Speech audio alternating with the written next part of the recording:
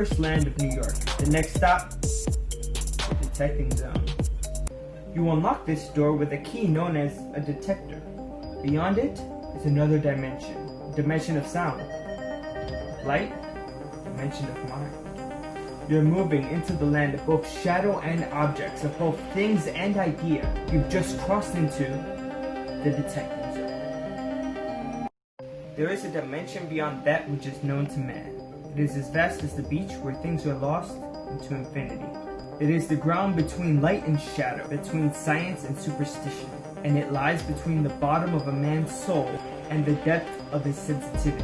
This is the dimension of anticipation, a dimension we call the detecting zone. I'm about to uncover another dimension, a dimension not only of sight and sound, but of depth. A journey into the wondrous land of New York. The next stop, detecting zone. You unlock this door with a key known as a detector. Beyond it is another dimension, a dimension of sound, light, dimension of mind. You're moving into the land of both shadow and objects, of both things and idea. You've just crossed into the detecting zone. There is a dimension beyond that which is known to man. It is as vast as the beach where things are lost into infinity. It is the ground between light and shadow, between science and superstition, and it lies between the bottom of a man's soul and the depth of his sensitivity. This is the dimension of anticipation, a dimension we call the detecting zone. I'm about to uncover another dimension, a dimension not only of sight and sound, but of depth. A journey into the wondrous land of New York. The next stop, detecting zone. You unlock this door with a key known as a detector. Beyond it is another dimension, a dimension of sound, light, dimension of mind. You're moving into the land of both shadow and objects, of both things and idea. You've just crossed into the detecting zone. There is a dimension beyond that which is known to man. It is as vast as the beach where things are lost into infinity. It is the ground between light and shadow, between science and superstition, and it lies between the bottom of a man's soul and the depth of his sensitivity. This is the dimension of anticipation, a dimension we call the detecting zone. I'm about to uncover another dimension, a dimension not only of sight and sound, but of depth. A journey into the wondrous land of New York. The next stop, detecting zone. You unlock this door with a key known as a detector. Beyond it is another dimension, a dimension of sound, light, dimension of mind. You're moving into the land of both shadow and objects, of both things and idea. You've just crossed into the detecting zone. There is a dimension beyond that which is known to man. It is as vast as the beach where things are lost into infinity. It is the ground between light and shadow, between science and superstition, and it lies between the bottom of a man's soul and the depth of his sensitivity. This is the dimension of anticipation, a dimension we call the detecting zone. I'm about to uncover another dimension, a dimension not only of sight and sound, but of depth. A journey into the wondrous land of New York. The next stop, detecting zone. You unlock this door with a key known as a detector. Beyond it is another dimension, a dimension of sound, light, dimension of mind. You're moving into the land of both shadow and objects, of both things and idea. You've just crossed into the detecting zone. There is a dimension beyond that which is known to man. It is as vast as the beach where things are lost into infinity. It is the ground between light and shadow, between science and superstition, and it lies between the bottom of a man's soul and the depth of his sensitivity. This is the dimension of anticipation, a dimension we call the detecting zone. I'm about to uncover another dimension, a dimension not only of sight and sound, but of depth. A journey into the wondrous land of New York. The next stop, detecting zone. You unlock this door with a key known as a detector. Beyond it is another dimension, a dimension of sound, light, dimension of mind. You're moving into the land of both shadow and objects, of both things and idea. You've just crossed into the detector zone. There is a dimension beyond that which is known to man. It is as vast as the beach where things are lost into infinity. It is the ground between light and shadow, between science and superstition, and it lies between the bottom of a man's soul and the depth of his sensitivity. This is the dimension of anticipation, a dimension we call the detector zone. I'm about to uncover another dimension, a dimension not only of sight and sound, but of depth. A journey into the wondrous land of New York. The next stop, detecting zone. You unlock this door with a key known as a detector. Beyond it is another dimension, a dimension of sound, light, dimension of mind. You're moving into the land of both shadow and objects, of both things and idea. You've just crossed into the detector zone. There is a dimension beyond that which is known to man. It is as vast as the beach where things are lost into There is a dimension beyond that which is known to man. It is as vast as the beach where things are lost into infinity. It is the ground between light and shadow, between science and superstition, and it lies between the bottom of a man's soul and the depth of his sensitivity. This is the dimension of anticipation, a dimension we call the detector zone. I'm about to uncover another dimension, a dimension not only of sight and sound, but of depth. A journey into the wondrous land of New York. The next stop, the detecting zone. You unlock this door with a key known as a detector. Beyond it is another dimension, a dimension of sound, light, dimension of mind. You're moving into the land of both shadow and objects, of both things and idea. You've just crossed into the detector zone. There is a dimension beyond that which is known to man. It is as vast as the beach where things are lost into infinity. It is the ground between light and shadow, between science and superstition, and it lies between the bottom of a man's soul and the depth of his sensitivity. This is the dimension of anticipation, a dimension we call the detector zone. I'm about to uncover another dimension, a dimension not only of sight and sound, but of depth. A journey into the wondrous land of New York. The next stop, the detecting zone. You unlock this door with a key known as a detector. Beyond it is another dimension, a dimension of sound, light, dimension of mind. You're moving into the land of both shadow and objects, of both things and idea. You've just crossed into the detector zone. There is a dimension beyond that which is known to man. It is as vast as the beach where things are lost into infinity. It is the ground between light and shadow, between science and superstition, and it lies between the bottom of a man's soul and the depth of his sensitivity.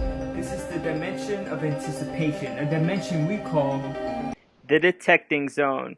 Hey everybody, how you doing? We have Carlos here, and we're going to have a really interesting discussion about metal detecting and UFOs and all types of stuff. I just want to first thank all my new subscribers. In the past month, I've gotten about 80 new subscribers. So if you're new here, if this is your first time, consider subscribing. We do interviews like this hopefully every week. I've done them the last 3 weeks. Yeah, Carlos, why don't you introduce yourself to everybody? Tell them how long you've been detecting. Hey, how you guys doing? I'm Carlos, Dogstar Blazer, and I've been detecting now, I think, around close to 4 years now. 4 years. The last 2 years have been serious. Yeah. So when you say serious, what do you mean? What was different before? I was detecting with the Garrett app Gold. It's a good detector. Mm-hmm. I started with this, and I found my first gold ring with this detector. Oh wow! Orchard Beach. My first gold ring. But when I got introduced to the Knox, that changed everything. Wow! I started finding all kinds of things, and I watched a lot of videos, and I just got really into it heavy because this machine is great. Yeah. You know? So you have the Garrett, you have the Knox. What's the third machine behind you? Oh, I got the Simplex. The Simplex. Simplex. You know, I only used it once. This Hmm. machine is, I love it. I love the way this handle feels. It's super light. It compacts to about this big. Yeah, Uh, it's an amazing machine. A lot of people are, especially if you're just getting into metal detecting, it's a low cost machine. If you have the Knox, it works as a good backup machine. Actually, our friend Rob broke his Knox, and he's been using the Simplex, and he found a standing Liberty quarter with it. So yeah, that's an awesome machine. So yeah, we've been hunting to a lot of different parks, especially recently. You want to show off some of those recent finds that you've had? oh man, yeah. This is my one of my most recent finds. Wow, a miraculous medallion. That's so cool. It's pretty thick too. Yeah, it's wow. Did you weigh it? Do you know how much it weighs? No, I don't. I didn't weigh it, but I can weigh it now. Oh, cool. Uh, You have that available. Nice. yeah. Let me see if the batteries still work. That's pretty funny. Yeah. So, where did you find the medallion? I found it in Inwood Park. So that was in Manhattan. Inwood Park is a really old park. They found like Indian bones in those caves, in those rock caves of Inwood Park, and there's also strange like geographical features with the rocks and the hills, and they have like what they call glacial potholes in those rocks. They're like holes that were cut out Right. completely round by the glaciers that were going over the land. It's just a really strange park. But yeah, you got the. Did it turn on? Yeah, and it weighs in at 9.7 grams. 9.7 grams of sterling. Wow. And show off that bag that you have there. The one Oh that man, you pulled it out of. Yeah. What's all that? this is all silver I found. Holy This, smokes. Show us some of your best silver finds. I found this in Ferry Point Park. Oh, shoot. Is that Mary? Yeah, that's cool, right? That's huge. Isn't it? Look at how big it is compared to the To the to the. miraculous medallion, yeah. Oh my god. That is some serious bling. And it's really round. You go out, people would think you're like Flava Flav with like round things on your neck I'm Flavor Flav on Saturdays. on Saturdays. That's funny. So you see the stone shiny? Oh, where is it? Oh, right there on the neck? Yeah. I know it's kind of hard to see, but Yeah, it comes out a bit redder than everything else, that stone. yeah, Wow, that's really cool. So that you said that was in Ferry Point Park in the Bronx yeah. That was close to 2 years ago. 2 years ago. So that was when you were still metal detecting by yourself. Yeah, I was. I was by myself. So when did you start metal detecting with other people? Because now you're part of our New York City crew. Yeah, so the first guy I met, the first guy I met was Rob Crespo, Rob. and so I saw him on the beach, and I was a little bit intimidated by him. Yeah, Rob is. He sort of has like this big strut where he's like, he waves his detector really wide, and he's just like so focused that would be intimidating to approach someone like that. But yeah, we got to talking, and he's Mhm. a real sweetheart, and we hit it off, and then so I started detecting with him, and Yeah, then I was on the beach one day with him, and Merle popped in. Merrill. And Yeah, from Metal Detecting New York City. yeah, metal detecting New York City, and Rob says, "Oh, that's Merle," and I looked at him and I recognized him because I was watching his videos already, and I watched the video where he was detecting Ferry Point Park. Yeah, That's why to yeah, go to. that's one of So his early videos. yeah, so I met Merle, and then I think I saw you. I think you guys were together. We hunted Orchard Beach a lot together. Yeah, Yeah. So I saw you, and then I think shortly after that, we met. Mm-hmm. And then I think I met Dennis and Marilyn Dennis from and Maryland, yep. Detectaholics, New York City. yeah. So I met them, and then I think I met Lou. Lou from Staten Island. He's a bit farther away, so yeah, that makes sense. Yeah, I think we met in Prospect Park in Brooklyn. Yeah, we had a few good buddy hunts where everybody just came together to hunt Prospect Park. We have to get back into the habit of doing like those large hunts at Prospect because those were always fun. Especially Jackpot would find like the craziest stuff. Greg Oh, Larson. Jackpot is a beast, man. He pulled out like I think at one point he pulled out like 13 or 15 Indian heads. Yeah, I don't know what kind of connection he has with his Garrett detector, but he's like a whisperer of of Indian heads. He'll go Yeah, out and if they're there, he'll sniff them out. He'll find them. That's yeah. crazy. So, any other good silver finds in that bag? Oh man, there's a lot of stuff here. So I found this ring in this is a Pelham Bay find. Mm-hmm. Pelham Bay Park. Pelham Bay Park. Yeah, that's the same park where Orchard Beach is sort of embedded in that park. Wow, that ring looks pretty cool. It looks like a zipper on the side. Yeah, yeah. It looks pretty old. It looks really old. Yeah, and what's that on top? Is that a pearl or some kind of? Glass. I checked it. It's glass. It's just glass. Okay. Oh, that still looks cool though. I found this silver ring in Orchard. In Orchard Beach. Oh wow, that's a nice red stone, like a ruby. Nice. 2017. Is that a class ring? Yeah. Yes. Wow. Let's see. I got a whole bunch of stuff in here. Yeah, that bag of silver. That reminds me of Meryl's box. Meryl has a box that he's trying to fill with silver. You've got a bag of silver. That's funny. This one I found recently. Mm-hmm. At this was in the Plum Beach. That's beautiful. Silver. That almost looks like gold. Yeah. That is so shiny. Yeah, I cleaned it up. I did the electrolysis, and then I hit it with the silver polishing rag, and it came nice. It looks new. Yeah, that looks brand new. It's so shiny. It sort of has a mirror finish. Everybody in the chat just saw themselves in it. Okay, I had to spill the bag because there's so many things. Yeah. I got this one in Pelham Bay. No, sorry, Ferry Point Park.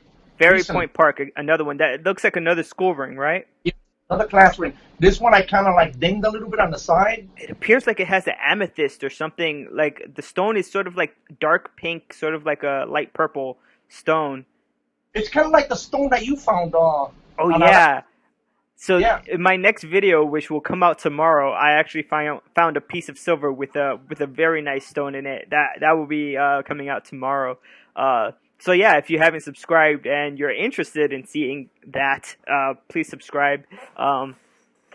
Any other big silver finds? These little rings I found in Ferry Point. Oh, those are things. Wow. So you found that looks like a little foot on the one on the right. This is Bigfoot. That's Littlefoot. That's hilarious. Oh my god. So all of these finds you've gotten from New York City. Have you ever detected outside of New York? I detected in Virginia one time. I went over to my sister's house and I hit the backyard, and I found this coin. Kind of hard to see. Oh, you have it in Yeah, I think I got this from you. I'm not sure. I don't remember. No, I don't think so. But this thing, this coin is from the 1700s, and it's from Portugal. Wow. Yeah. So you found a 300-year-old Portuguese coin, or about 300 years old. Holy smokes. Is that your oldest find? And I think this is probably my oldest find. Yeah. Yeah. Holy smokes. Let me see what else I have here. You have this is Orchard Beach, another silver ring. Nice. Got little stones, but they're not real. I checked them. So these Orchard Beach finds, do you mainly find them in the tidal area, or do you mainly find them out in the water? Because I know when I see you at Orchard Beach, a lot of times you're in the water. Yeah, most of my finds are in the water or in the wet sand. Um, I'm just I don't know. I just feel that people go in the water, they jump around, and they lose stuff, you know. Yeah, yeah, And that so happens very often. I'm not saying you're not gonna find anything on the dry sand, because I found plenty of stuff on the dry sand too. But I like the wet sand, and I like going in the water.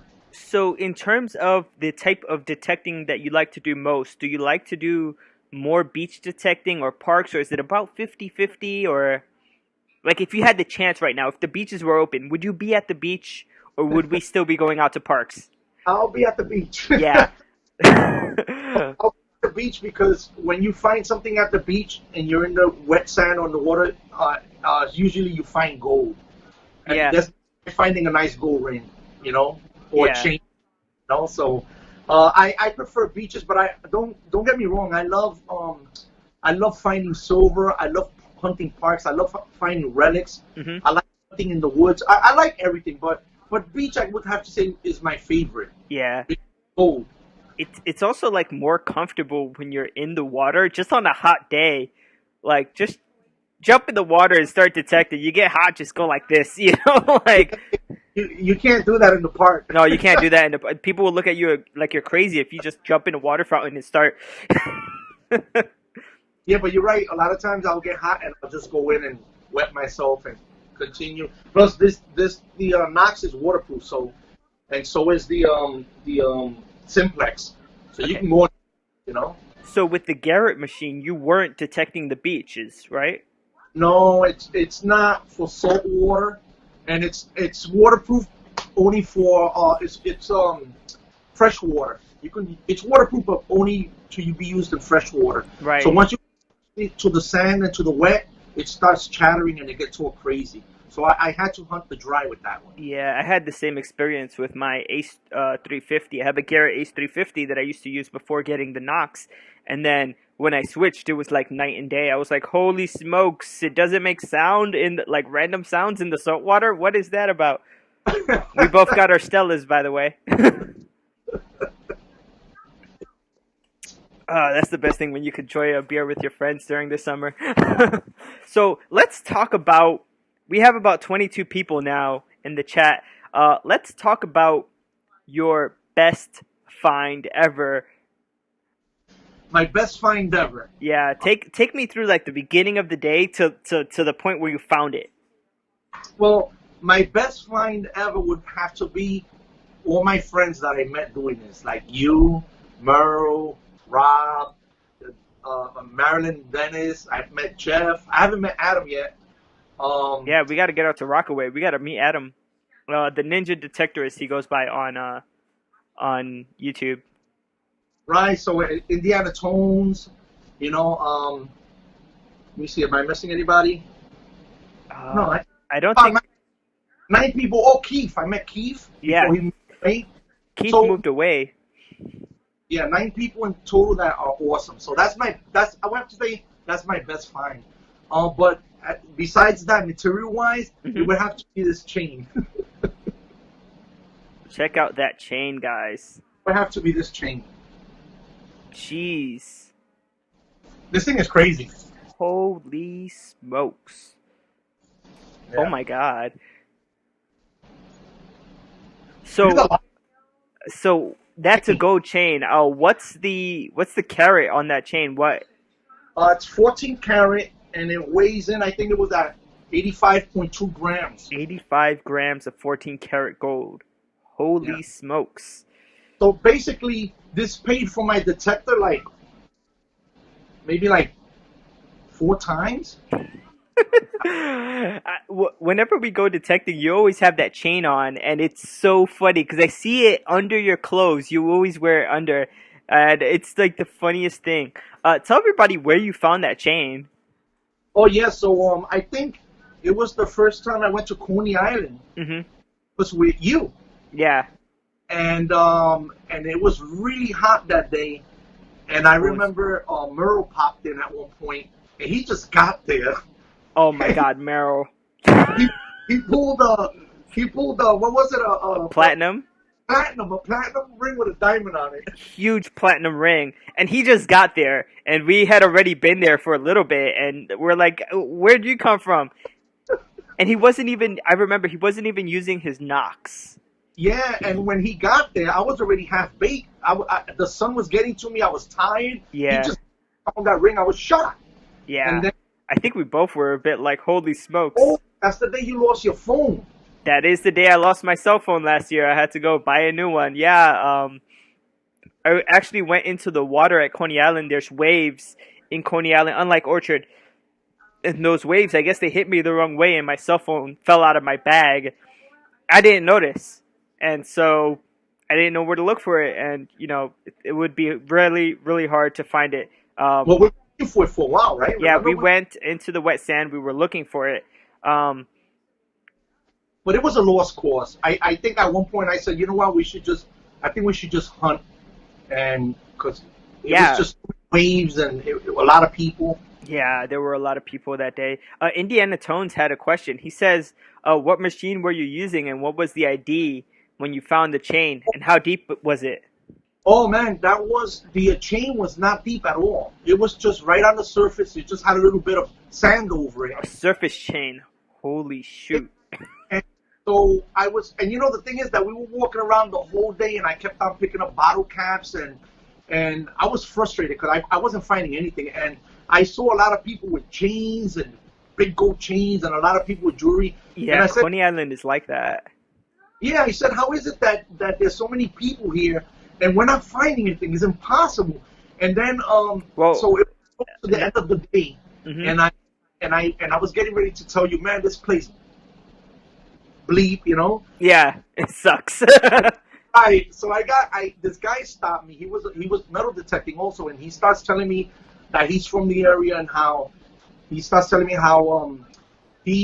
was metal detecting, and this guy that came from Jersey found a big gold ring, and he says, but you know, the guy was telling me, I live here, and this guy comes from Jersey and finds this big gold ring, and the guy was upset.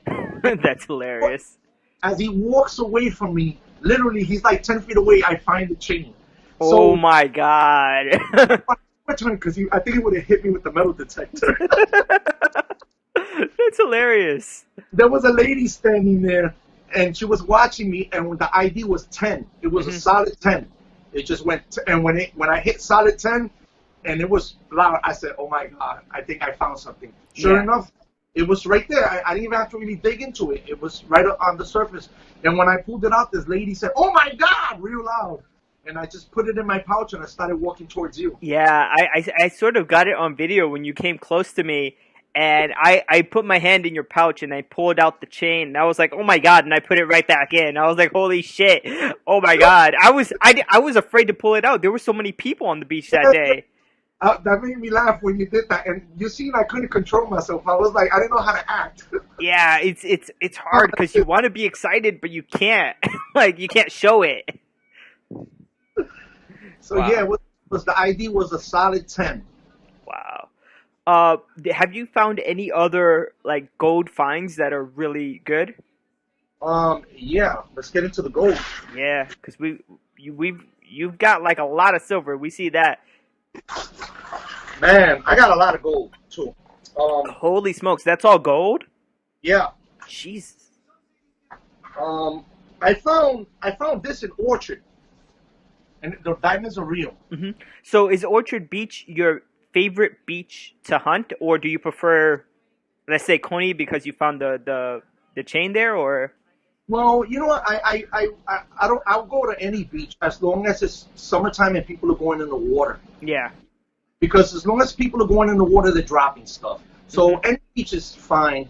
But the thing is that Orchard Beach is like 10 minutes away from my house. Yeah. I jump in the car, I'm there in 10 minutes. It's perfect, you know? Yeah. So it's more like convenience. Like, that's why you go to Orchard all the time. Yeah, it's right there. So it's great. It's perfect. I found, A lot of This, those look like earrings. Are they earrings? Some of those? yeah, I found this wedding band in the orchard. That's nice. Oh, Uh, that's nice and shined up. Do you shine like polish all the jewelry you get after you find them? no, not really. I don't think I cleaned this one. It usually, when you find gold, it usually comes up pretty good. Comes up clean. Like Yeah. soap and water, and that was it. Yeah. I did polish this silver ring that I found. This one I did. I put it through electrolysis and I polished it. Oh wow. But the gold Nice. look great. This is another Orchard Beach find. Nice. Oh, that's a little heart. Yeah, with little Oh, stone. that's beautiful. Yeah, so we got the little ring. So, we have a question here from Lori Sue Berry.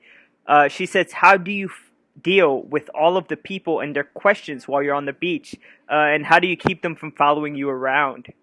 Okay, that's a tough one. You know, you get people stopping you to ask questions all the time. I get people coming up to me like nonstop. So it is a little annoying.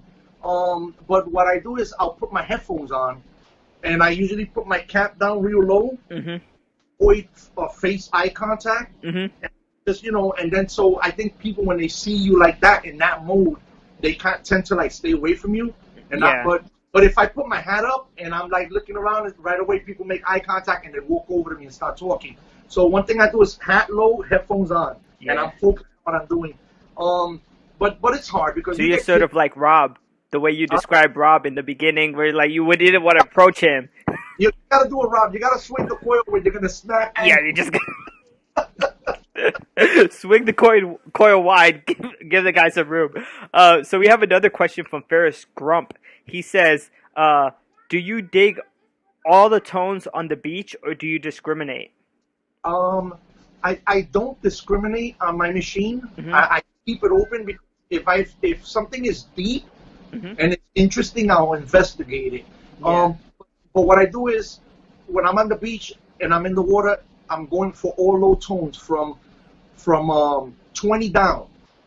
My favorite tones are 10 and 9. So those are the gold tones for you. Those are my favorite. Usually when I get a 10 or a 9 and it's solid, it's usually a gold ring or gold something. Yeah, and he's talking about, for those who weren't here before, he's talking about on the Equinox, Right. those 8 and 9 tones. We got a question from Detectaholics New York, our friends Dennis and Marilyn. They say, "Does your wife ever want to keep the rings or the jewelry that you find?" That's a good one, and she doesn't. She usually doesn't. I mean, she'll look at the stuff I find, but she's not. She's very simple. She's not a person that wears a lot of jewelry or whatever. Like she's got she's got a real thin silver necklace that I got her with a little stone. I gave her a little sterling silver ring that I found recently. Actually, I found it up in where we were the other day. Van Cortlandt? Yeah, Van Cortlandt in the baseball field all the way at the top. Yeah. So that little sterling silver ring, she liked it because it has little hearts, so I gave her that. But other than that, she doesn't want anything. Oh, that's interesting. Yeah, the silver thing that I pulled out yesterday that I'm going to show tomorrow, I gave that to my wife. Whoa, that's a really shiny, nice gold medallion there. Oh, and it's double-sided. It's actually a gold coin. It's a coin. Whoa. It's a coin mounted on I guess like a bracket for chain. And Orchard Beach. Wow. I would not expect to find something like that in Orchard Beach. That is insane. Yeah, I was shocked when I found that. That's my first gold coin. I mean. Now, what made you want to hunt Orchard? Like before you were hunting the beaches, when you first got the Knox, what made you say, "Hey, let me go to Orchard"?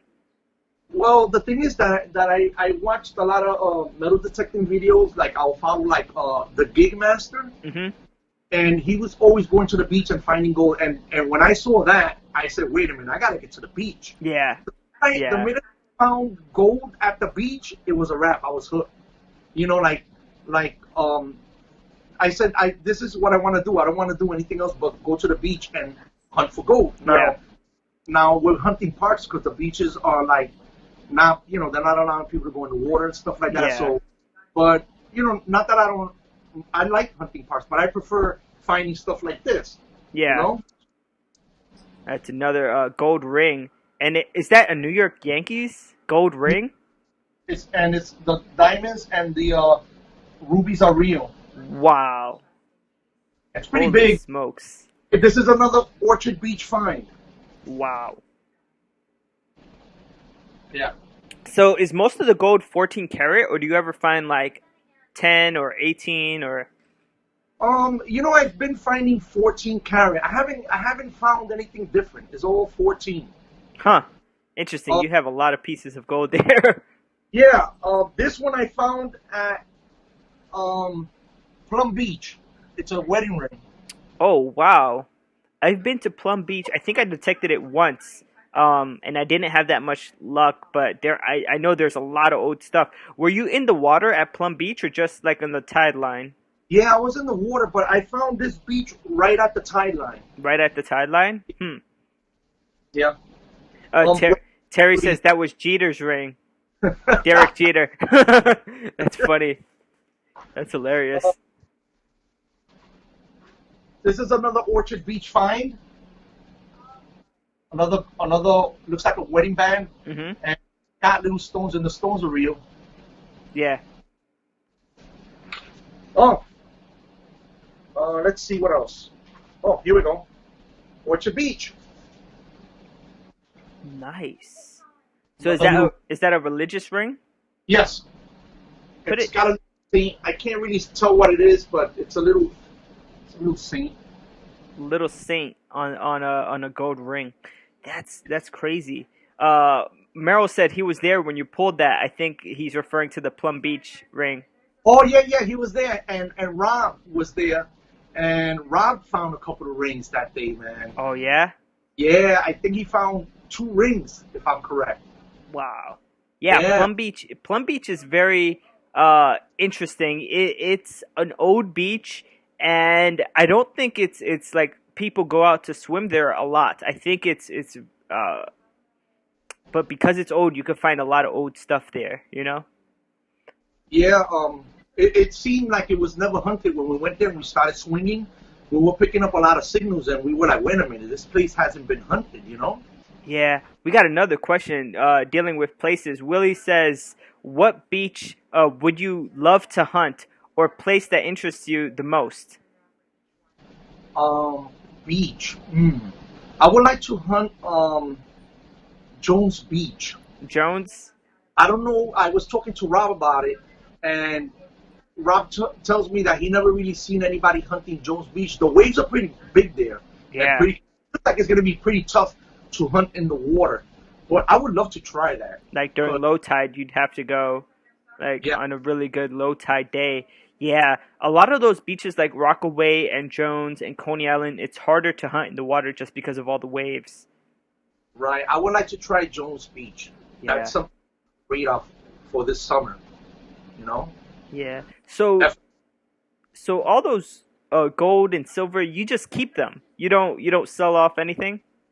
Well, no. The only thing I sold so far was the first ring I found at Orchard Beach. Okay. It had like 4 diamonds on it, and a friend of mine was just like, "Oh, I want to buy." He gave me $200 for it, so it was a good deal. But that was the first and last thing. I never sold anything after that, and I found that with the Garrett at Gold. Oh wow.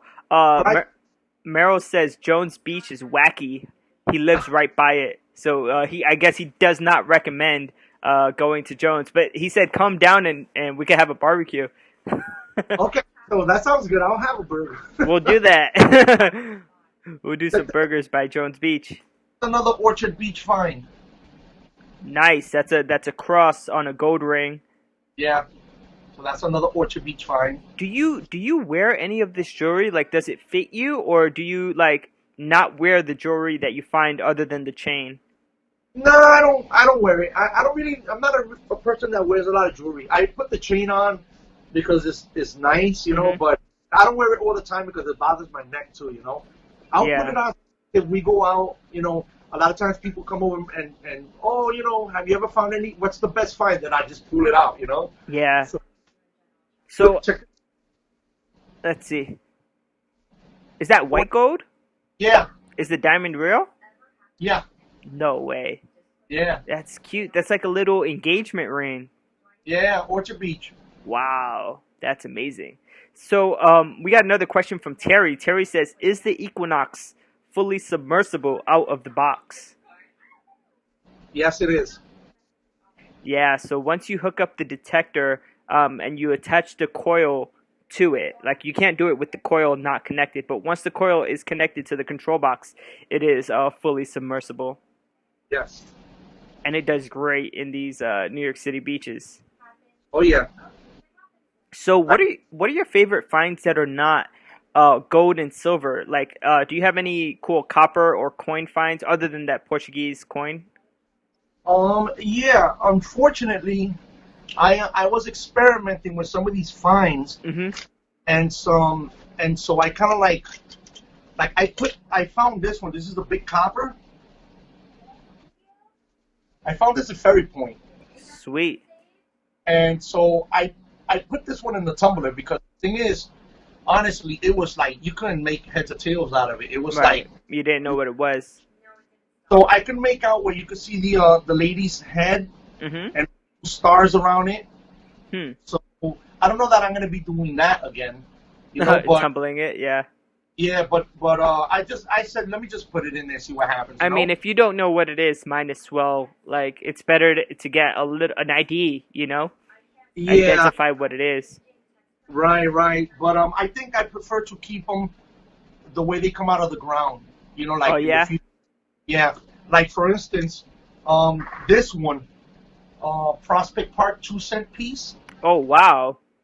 So this one is basically the same way I found it. I just hit it with a little oil, I think and I was with you that day that you pulled that out. That was an amazing find. We were all bugging out. right. It was all of us. It was Jackpot. I think you, Hmm. Merle, Indiana Tones. We were Right. all there that day. Yeah, it was insane. Yeah, I remember when you dug that hole. It was pretty deep, right? yeah, yeah. It was. And That's when I put it insane. out, I think Merle said, "What do you got?" I said, "Oh, I got a 2 cent piece." I didn't know. He said, "A 2 cent piece." That's insane. I mean, I've never found a 2 cent piece, but what you and Merrill and the rest of the New York City crew have been pulling out, you got the 2 cent piece. I think Merrill had found a Trime, but at Dead Horse Bay, just Right. like insane things have been pulled out. Jackpot pulled out a Flying Eagle scent from Prospect Park as well. Just that park has so much to give, and I don't think it's done. It's so big, that grassy area. It's impossible to get everything. Yeah, I love Prospect Park. The only problem I have is I always get like this feeling like people are watching me. Like it's like I get like these bad vibes from people like, oh, you're destroying the park, you know. And so it puts me uneasy, you know. Yeah, I, I definitely and I, know what you mean. yeah, and I just don't like it. I mean, I love that park and I love hunting there, but I just don't like when people are like on you like with this, you know. So that's the only problem I have with that place. Yeah, I But is it, completely understand that. Do you have a favorite park in New York?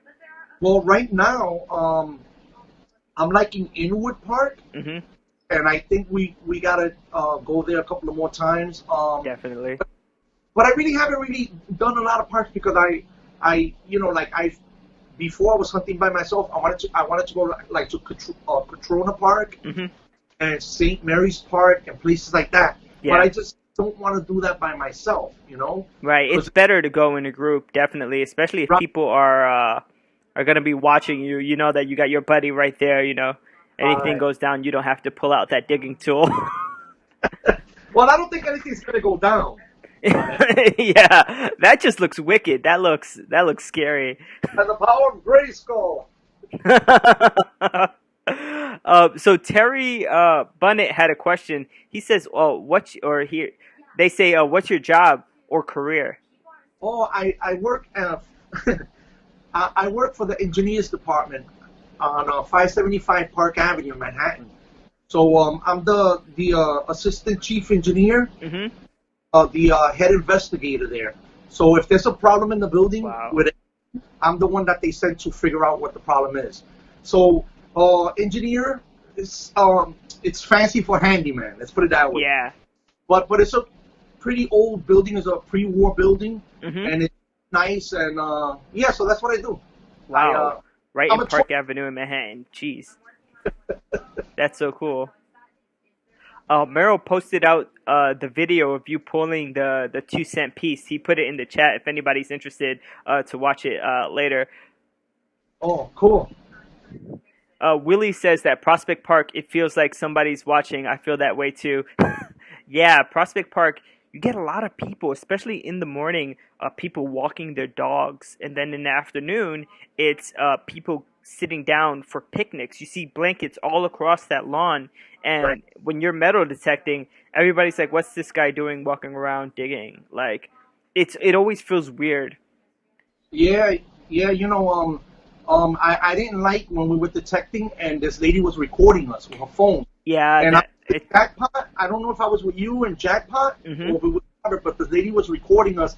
And the minute I saw her with the phone, I already knew what was happening, Yeah. And sure enough, a little while after that, the cops showed up, But the cops don't really get involved. They just come because they get called. Yeah. But it's usually the parks departments that'll come up to you and ask for, your permits and stuff like that. So when I see that, I don't worry. Yeah. Yeah, and we all walk around with our permits. We all cover our holes, so we don't have anything to worry about. We follow the rules that we're Exactly. supposed to. So, yeah. We had another question. Do you have an Instagram where you display your finds? Do you have anywhere where you post your finds?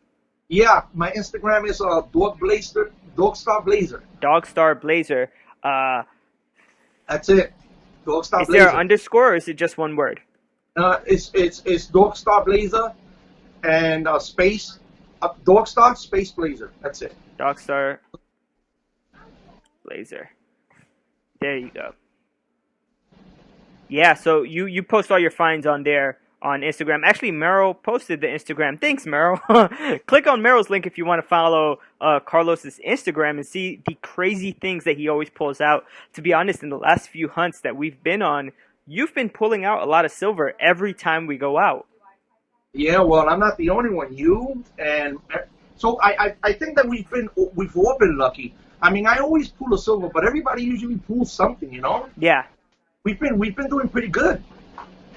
So Jason said, do you actually walk around with the permit when you metal detect, or do you only have a copy of it? No, I have. We should have copies. I have my permit, but I keep it in a Ziploc bag. Yeah, I do the same.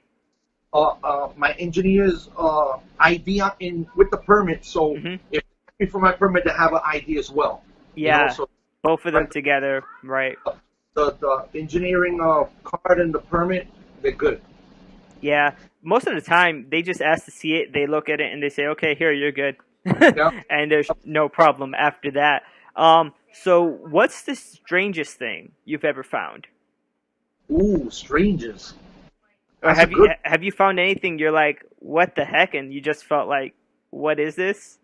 Well, I find a lot of stuff at the beaches. Like you find all kinds of like a little like papers rolled up and stuff that's tied up and but you know what? Whenever I see stuff like that, I just leave it alone. Yeah, that's sort of like witchcraft stuff or people's religious beliefs where they'll like put something and wrap it up and then put it out into the beach or sacrifice it into the water. I've seen that with locks with the keys. Right, you find a lot of like fruits on the beach too, and sacrifices, watermelons, pumpkins. I'll pick up the change though. Yeah, sometimes they sacrifice change, and you just have like 100 pennies in one small spot, and you're like, okay, we're doing this. 100 pennies, let's go. Yeah, that's how Orchard Beach is sometimes, and it's kind of weird, but sometimes it's pretty cool. Listen, it's pretty cool. You could have a fruit salad if you're hungry. Yeah, just pick up stuff off the beach. I don't think it's that sanitary though, but no. But sometimes the wildlife at the beach eats that stuff. Sometimes the wildlife ends up eating the things that are there. What do you have in that bag? Well, this is another bag of stuff that I found. There's so many things, but something strange that I found was well, not strange, but let's see. I found this cross, right? Okay. when I found this cross, Oh, wow. it's tagged 14 karat gold. Mm. And I found it in the water. When I pulled it out, it was Mhm. all wet, shiny. And I was like, oh my God, this is heavy, this is big. But then Yeah. after for a while, it didn't look right. And sure enough, it's not gold. Yeah. You know, but it's stamped. But I mean, but I came home and I polished it. I wanted it to be gold. You know what I mean? So I Yeah. kept polishing. And then when it was nice and shiny, I'll be like, oh, it's gold. You know, the same thing happened to me recently with the last video I put out, my best find ever.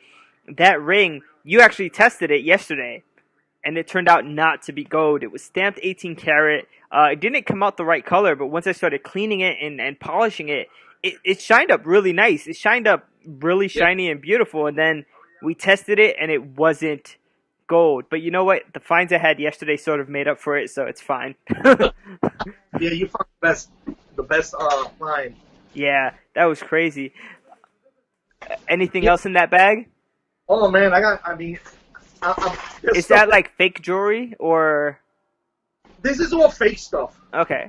But this is that other pendant that I found that's not silver, but it's pretty cool. Oh, it's another miraculous medallion. Yeah. A miraculous medal. And a lot of this stuff when you find it, it looks like it's good, and you gotta really bring it home and then examine it because it looks good, Yeah, until you test it, and then it turns out not to be, or stainless steel or something like that. Right. Or That's bronze. right. Yeah. I got the diamond tester. I got the chemicals to test for gold, silver, because I don't know. Sometimes I will find something and I can't. It's funny to say, but sometimes I can't sleep because I gotta know what it is. Yeah, it sort of bothers you. Yeah, I've gotten up at 3 in the morning, I swear, and gone to the kitchen with a map. Oh my God, that's funny. That's funny. Look, this is another item that I found at Orchard Beach. Mhm. That I thought was gold, Oh, a nice little cross with Jesus. but it's not. Wow. But Yeah. you So gotta test. yeah, Jason says, how do you test it? So you want to go over what the process is for testing these items? Oh yeah. So basically, you get one of these. So this is what you want to get. It's pretty cheap. You get it on Amazon. Mm-hmm. There's basically acids in there. Yeah, you got the 10 karat, 14, 18, 22, Mm-hmm. and you got the silver test, and you got the platinum test. Mm-hmm. And basically, you get this little stone with it. You got this little stone, right? So you rub whatever it is you want to test on the stone, like so, and you make a line. Mm-hmm. And then once you have a solid line, then you take the acid and you go over it. Let's say, for instance, if something is 14 karat gold, Mm-hmm. and you use the 10 karat gold acid, it shouldn't dissolve. Right. It So should if stay there. it's and you put the 10 karat acid on it and it dissolves, then there's a problem. Yeah. Yeah. Now put the 14 karat acid on it, it shouldn't dissolve either. It should dissolve with the higher one, like say for instance the 18 karat gold Right. should dissolve, but it should hold that 14. Right. So basically, you test. You start at 10 to see if it's real gold, and Right. then if the 10 it stays, you go to 14. If it stays at 14, you know it's 14. Right. If it doesn't, then maybe it's 10. Right. So Sometimes between, yeah. that's interesting. That's interesting. Oh, Linda says, "What's the deepest thing that you've had to dig?" Oh. Do you know, like off the top of your head? I had to dig. That's a good one. Yeah, I'm not sure. I dug cans that were really deep. Oh my God! Yesterday was so bad with those cans. I dug like just the other day when we were metal detecting. I dug at least a hole that was a foot deep Oh man! in 3 different occasions to dig out cans Wow. because they sound good when they're real deep. Yeah. Get closer to them, then you can tell that it's a larger object. But when you swing over and it's deep, it kind of feels like it's small. Mhm. So that, yeah, I would have to say cans, unfortunately. Yeah, yesterday was just one of those days where we just had bad luck. Well, we had very good luck, I should say. But after we had that good luck, there was a part of the day where we had bad luck, where there were just so many cans back to back to back that we changed location. It Right, was just crazy. right. So, Yes. um, Ferris said, "I wonder how gold-plated stuff reacts." So, do you know how gold-plated things will react to those tests? That's a good question.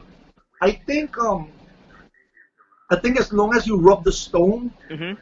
get the gold part on the stone, it's gonna test like regular gold. You know Right. what I Right, you mean? would have to really scratch deep to get under that plating Right, exactly. to know if it was solid or not. Right. You would have to go real deep to get to the other material. So let's shift gears just a little bit, and why don't you talk about your shirt for a little while? Also, this is the hide and seek world champion. That's But Sasquatch, right?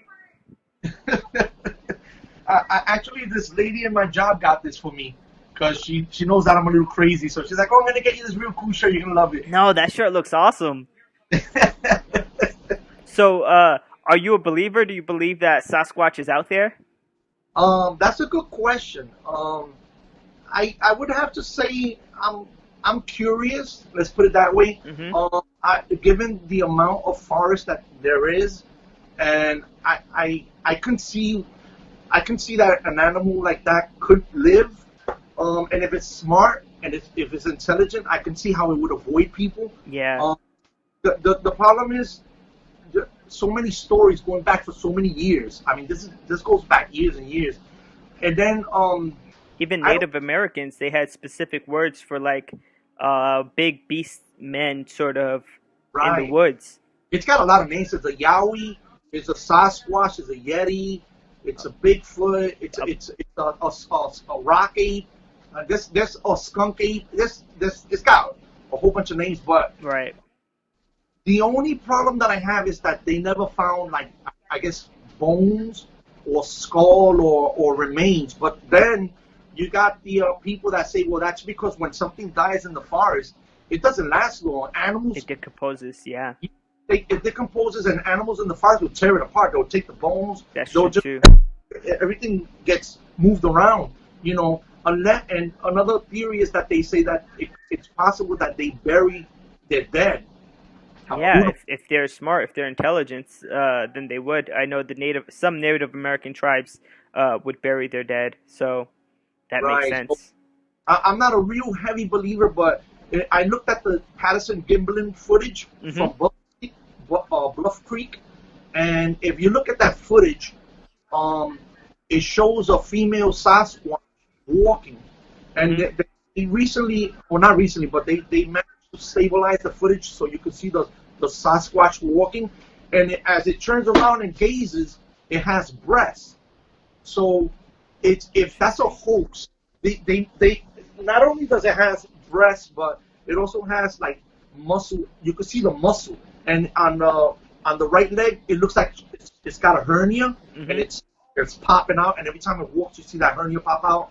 And they were comparing that to some of the best costumes at the time. At the time was the Planet of the Apes was out, Hmm. and the people that did the costumes for that filming, uh, they said, man, whoever, if this is a fake, whoever did this, we got to sign them up because we got the best guys making the costumes for the Planet of the Apes, and we have nothing compared to what's seen in the footage. Hmm. Because in the footage, if it was a costume, it would be if they didn't have anything like that. So I don't know. I'm on the fence, but I lean towards more, yeah, maybe, you know.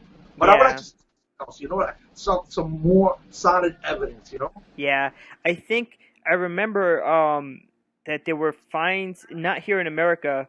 Um, the species was, I think, Homo florensis, basically a small humanoid sort of being that were Right, found, and they were said to live pretty recently when they did the carbon dating. They lived like within the last 100,000 years. They were living alongside us, and these aren't Neanderthals like the big ones, but very, very small humans.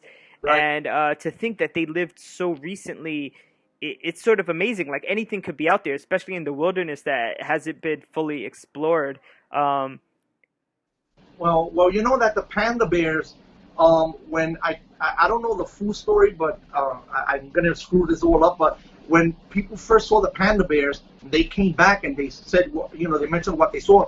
Nobody believed them, so they had to go back, and it took them. I forgot if it was eight, like eight something like 8 years mhm. before they actually were able to capture some Oh and put them. wow. So the point that I'm trying to make is that the panda bears were not even trying to hide. It's just that the forest was so vast. Yeah. It took them a really long time to find them, and then people were like, "Oh my God, they do exist," you know. But so Yeah. imagine an animal that's trying to hide and avoiding humans, you know. Yeah, and it's not too hard to think of an intelligent ape species. We see even now footage of monkeys that steal things from people. You see it all the time on internet, and like they'll give it back to you if you give them food. And there's also recent footage of an orangutan fishing with a spear. Now the orangutans watch humans do it, and now they're basically in the Stone Age. They can use these tools and they fish as well. So it's not too hard to make that leap that there might be another big mammal, out in the woods with, some sort of intelligence. It's an interesting thing to think about and to talk about. You Yeah, know, it's almost like we're watching evolution happen right before our eyes. You yeah, know? it's exciting, but it's sad at the same It's time. pretty nasty too, man.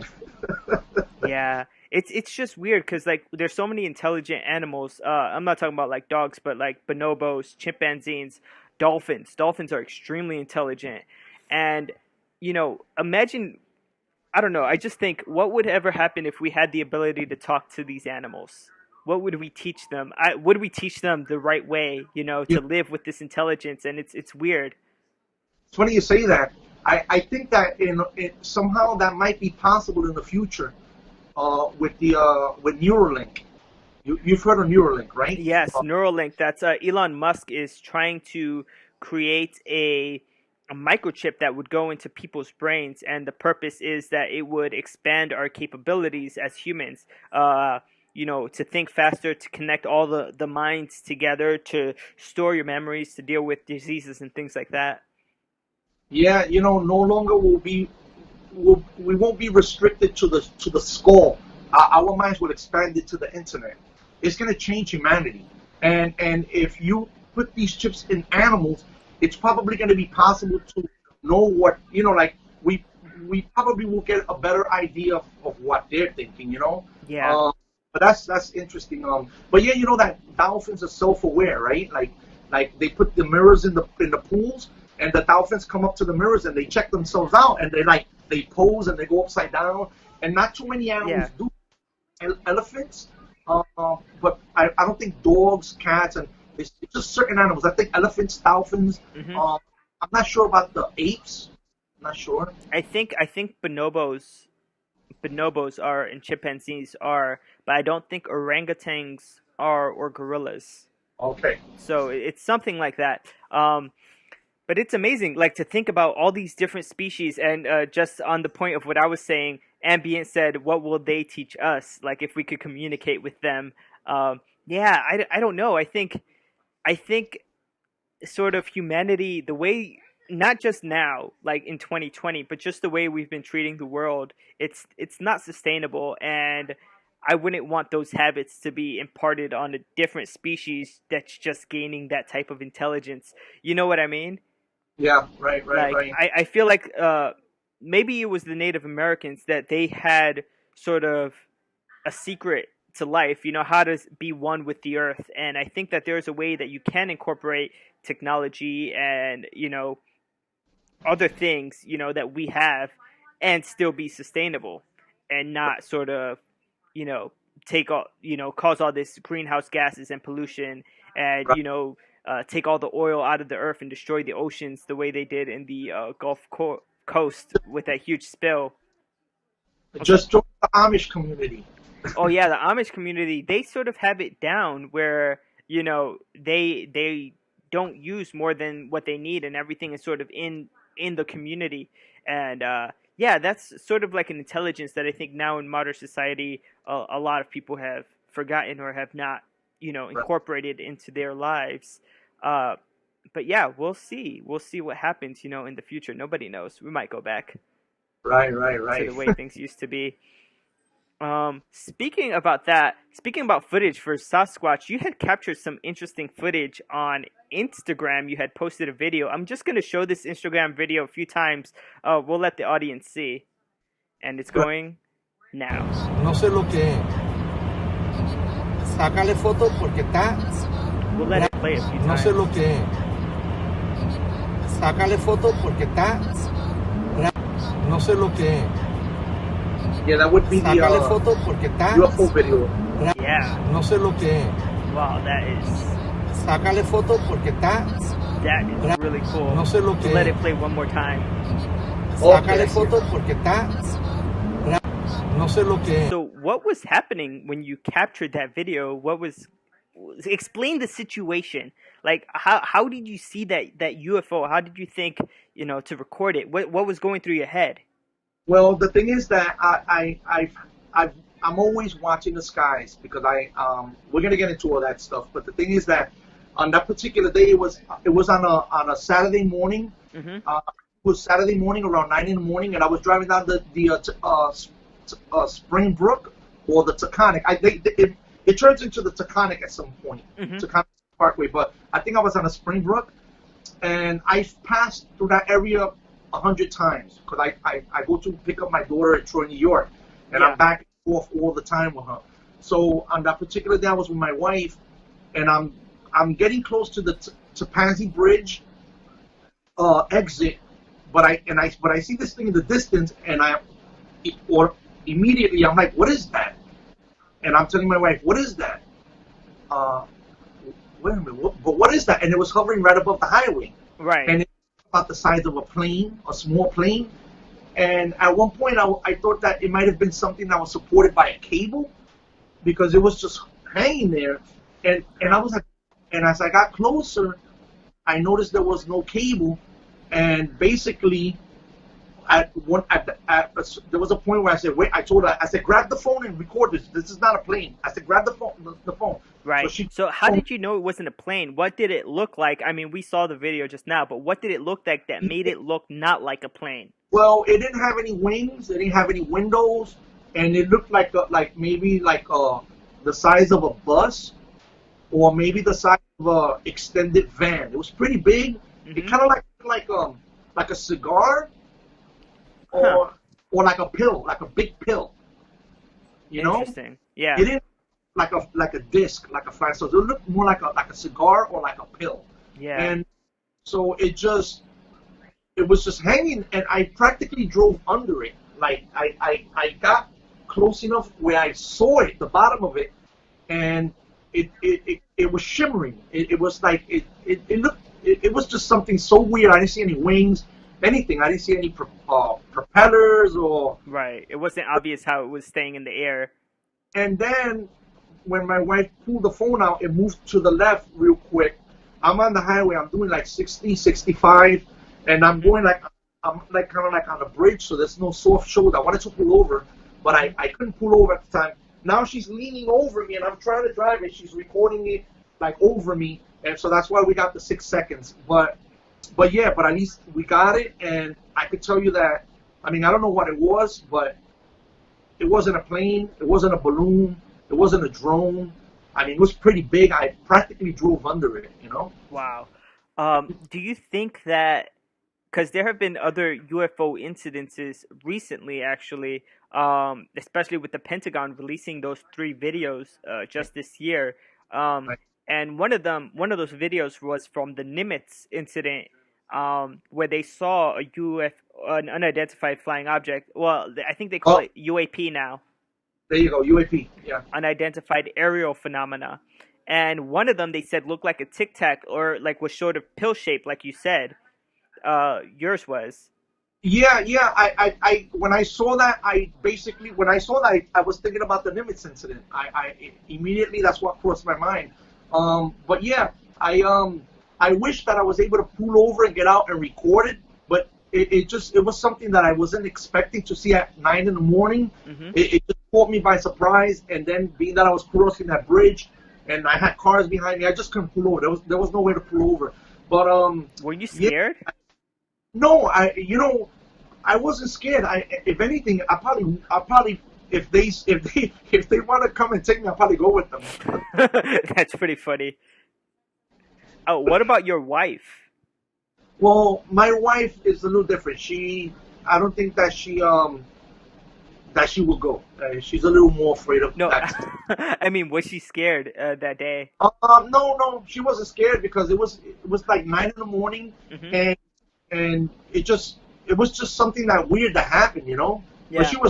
But she recorded it, and then we just kept driving. But I was upset because I wanted to pull over, and the whole ride up to Troy, New York, I was kicking myself, and I was pretty upset because I always said if I see something, no matter where I am, I'm going to pull over and I'm going to pull out my phone and I'm going to get good footage. I mean, Yeah.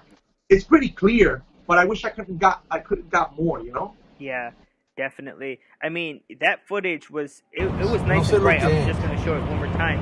It's bright in the middle of the day, and sort of the video does show it like a bright white color. It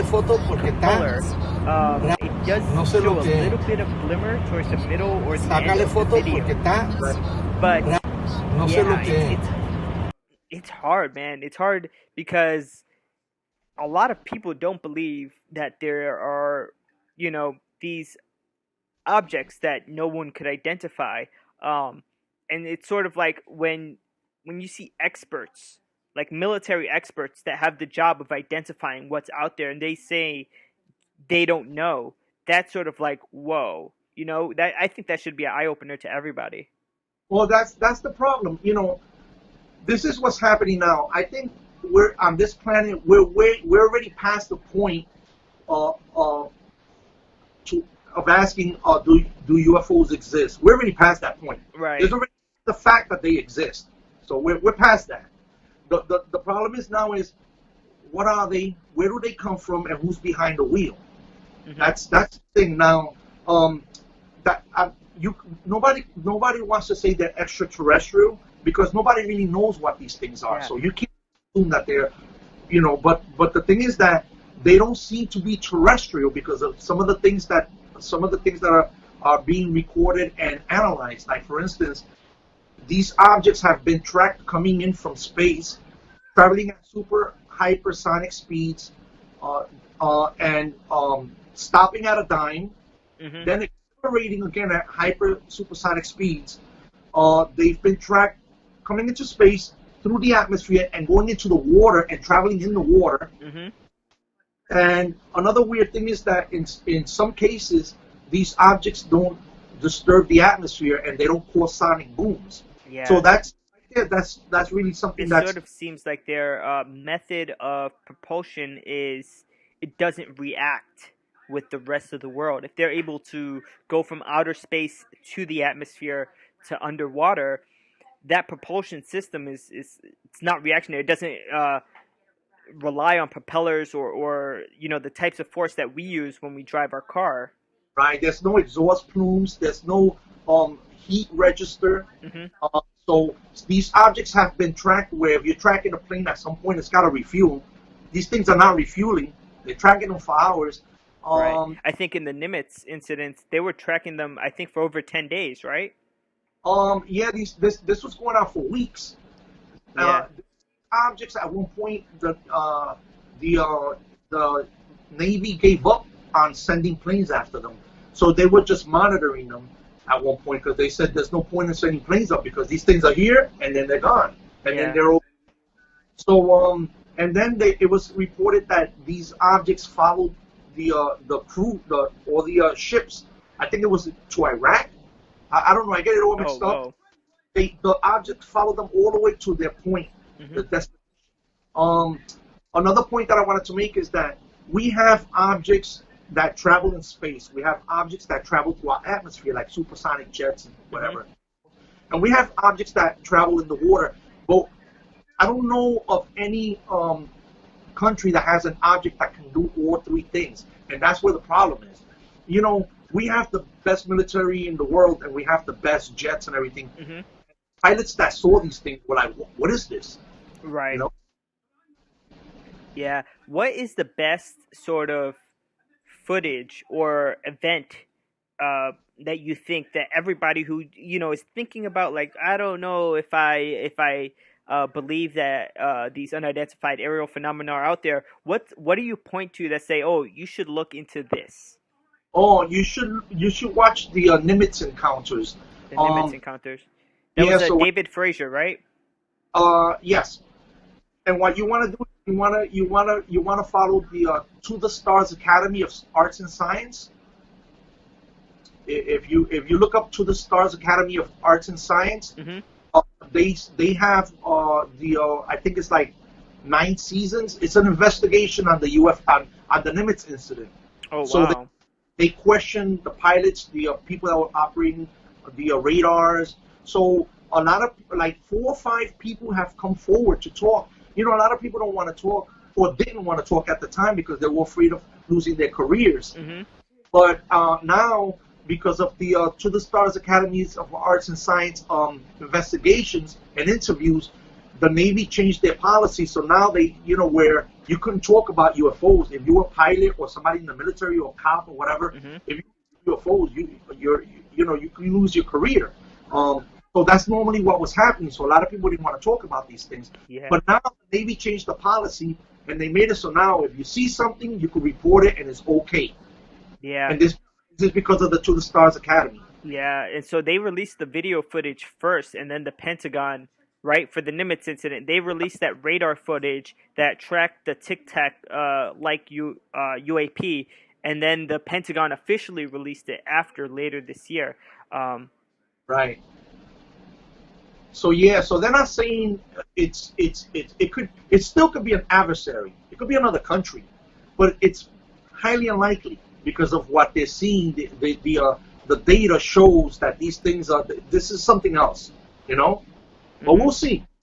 I had a friend of mine tell me that he said, "What if it's from within Earth, from our oceans or from the Earth?" And I said, "Well, wait, that's very interesting, I mean, nobody really knows who's piloting these vehicles. The only thing we know is that, like, our civilization now doesn't have anything that could Right. compare. So we don't. It could be people from the future. It could be the chimpanzees evolving to make this and coming back in time. We don't know.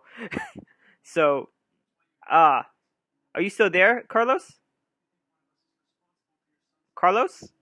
I think we lost him. Yeah, I'm sorry. I heard.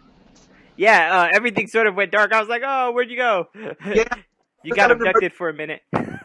on the curfew. Oh, you got the alert on your phone. Yeah. So we have a curfew here in New York City. I think it's at 8 o'clock today, right? I believe so. I just shut it off. I didn't look at it. At 8 p.m. Yeah. So, Yeah. yeah, everybody gets sort of notifications blasted on their phone. I think, well, yeah, let's talk about different incidences, because I think one of the most convincing incidences that I've seen was the Phoenix Lights here in Phoenix, Arizona. Right. And So, what I like about the Phoenix Lights was that it covered a huge area and they were all flying in formation, and hundreds of people recorded footage of that event. yeah, it's funny you say that. There's footage of the event, but I wish there was clearer, better footage of it. There's some footage. Mm-hmm. Now, when this happened, I'm pretty sure you're aware that the governor of Arizona at that time, his office was stormed with phone calls. They wanted to know what was going on. Yeah. So he held a press conference, and they had a guy come out in an alien suit. Yeah, I remember that. It was sort of like making fun of the situation. Right, and he got a lot of people upset over that. People were upset. They're like, we pay taxes. I mean, I'm a lawyer, I'm a doctor, whatever. I pay taxes. I want to know what the hell's going on. And this is what they give us, a guy in a costume. This is not funny, because a lot of people actually saw these craft. Now, A lot. It was thousands of people in Arizona saw it. Yeah, I remember watching it on TV. I was living in Castle Hill at the time. Mm-hmm. And but long story short, the governor of Arizona, after that whole thing happened, came out in a documentary, and he came out and said, look, I'm sorry that I did what I did with the guy with the suit, with the alien costume, because I was working in the city at the time, and I couldn't really talk about aliens and UFOs. But he says, at the time that all of this was happening, he says, I drove down to the valley to see what the fuss was all about, and he said that craft came over the mountains, and everybody was standing in the street, and the craft hovered silently and went over everybody. He said this thing was huge. I mean. Yeah. He said it was huge, and he said, in my opinion, this thing was not from here. So at least he came clean afterwards, Yeah, it's just strange because I don't think anybody's ever seen something like that. If you guys in the chat, for those watching, have never seen the Phoenix Lights video, you should definitely, after the stream, check it out. I think that's one of the most, because so many people saw it. It wasn't only military people. It wasn't something that the government had to put out. It was something that people posted on their own accord because they saw something and they recorded it and they were like, what is this? And like you said, the governor initially sort of made fun of it in that press conference. But I think he said afterwards when he apologized that he was pressured to do that, to make the situation sort of less. Right. Like to calm everybody down and. Yeah, and sort of to cover it up. I mean, if you're not telling the truth, you're covering it up. Right. It reminds me of Project Bluebook. Right, exactly.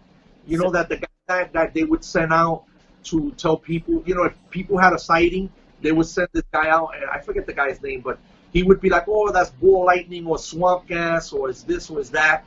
And after a while, that guy came out and he turned on the government and he came out and he started saying, oh, no, this is all true. He blew him out the water. Yeah. And he told the truth, Yeah. So Project Bluebook, for those in the chat who don't know, was sort of a government project that looked into these unidentified phenomena, and the guy who was ahead of it, who was in charge, his job was to come up with any excuse for what this is, and sort of any excuse that wasn't the truth, that wasn't unexplained aerial phenomena or UFO or whatever people want to call it.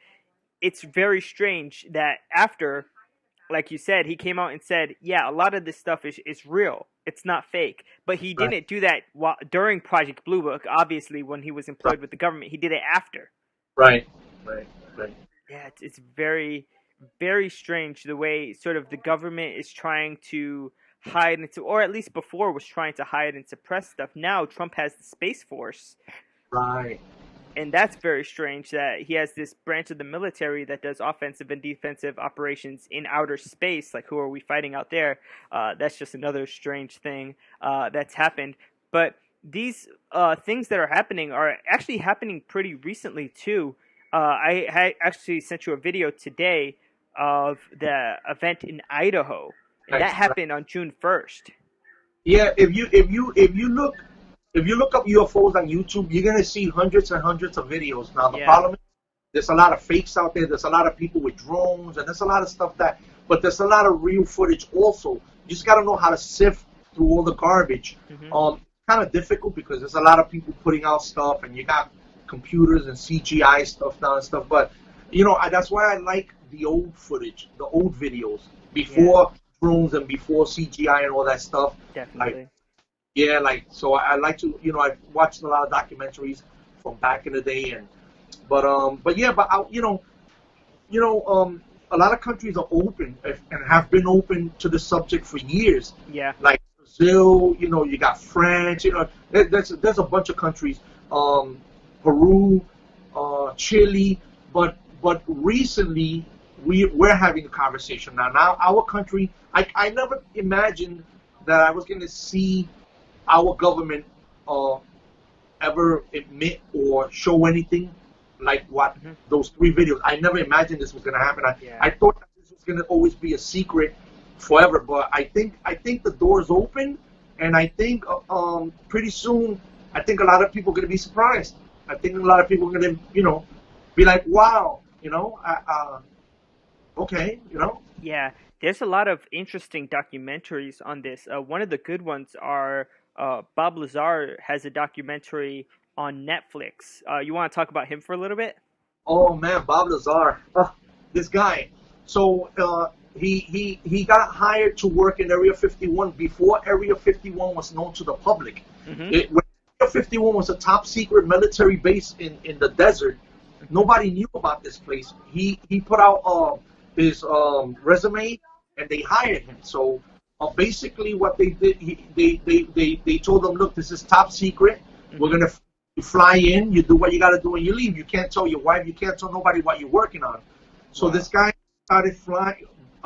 They would call him at random hours and be like, okay, be at the airport at this time. We're going to pick you up. Right. And they'll bring him to the base.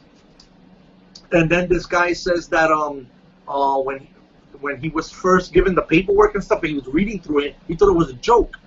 But when he walked into one of the hangars and he saw the 9 objects, he said he thought that, oh, no wonder people are saying they see flying saucers. This is our stuff. This is, he said, so he thought the U.S. had made those aircraft and were flying them, and that people were seeing them and claiming they were UFOs and flying saucers.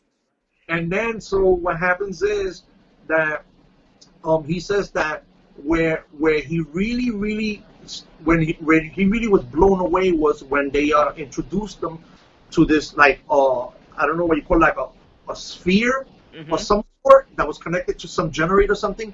And they asked him to try to touch it, and he couldn't touch it.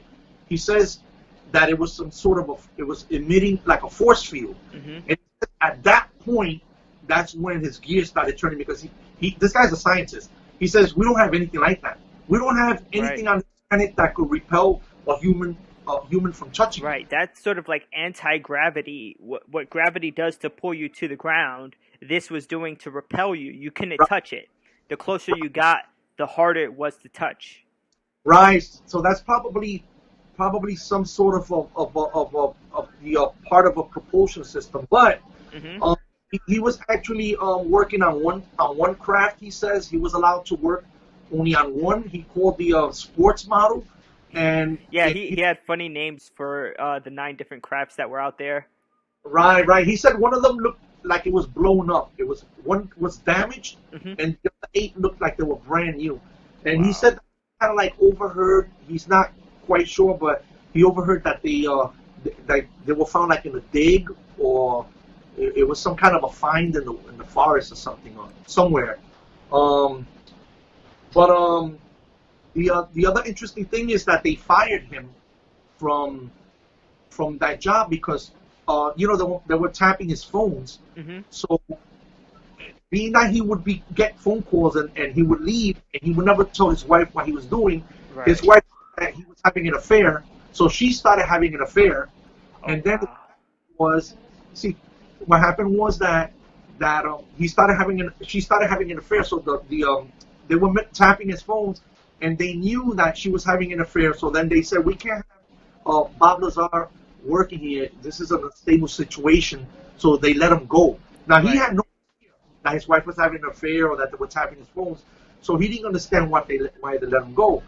So what he started doing was he started taking people out into the desert, because he already knew that the schedule for the test flights for these things. Right. And he told his friends, look, I'm doing this. I'm working in the secret base. And nobody knew about Area 51. So he said, look, let's go to the desert. They're going to fly these things at this time tonight. On Wednesdays, they would do it, because Wednesday was the least, the day, with the least traffic, Yeah.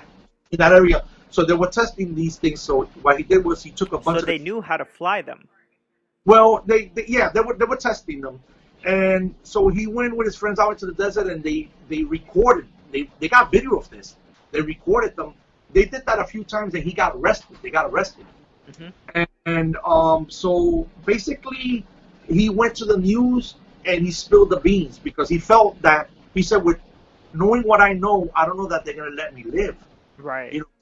I'm walking around with this, knowing that they have alien technology. They probably do me in. So he went to the news, and so that if something happened to him, they knew, people would know. Well, of course, right, what was going on. They so he's still alive. And so this guy is very interesting. And to be honest with you, I watch his videos, and I watch a documentary. I followed him for a long time, and I think he's telling the truth. I think he's legit. A lot of people think he's full of crap, but he's not doing this for money. He's a scientist. He has a job, and he invents stuff. This guy's making his money, and he actually never really wanted to talk about this. Yeah. He's been for like 30 years. He just recently did the documentary because they pushed him to do it. Yeah, it was a documentary on Netflix, and he also spoke with Joe Rogan on Joe Rogan's podcast. Oh And yeah, it's basically the same story. What I like about his story is that when you look at the old news footage, the story hasn't changed in Right. years. In years, he's been telling the same story for about 20 years. And usually when someone's lying over time, they'll slip up. They'll tell a lie, or they'll make up a different fact than they had made up before. But this guy has the same story every time he tells it, and it's extremely detailed. It's very strange, his experiences, because I remember when he was explaining the UFOs, he said that one of them had like a little American flag on it. And and he like went to touch one of them, and he got in trouble immediately. And so like little things like that, when he's talking about it, he even used a nickname for one of the people that he worked with, and then he corrected himself and said the same, like the correct name. And so Bob Lazar, working on these UFOs in, I think it was S4, an area it was close to Area 51. Thanks, Dennis, for that. Yeah, I think he is one of the most convincing people, but there's a lot of people who just seem like they're telling the truth when it comes to these UFOs. One of the people, like when you hear their interviews, that they just sound genuine and believable, are Barney and Betty Hill. Oh yeah, that's another one. But I just wanted to mention one more thing. Mm-hmm. Salud. Oh, salud. Yeah, I'm almost done. That's Bob, it for me.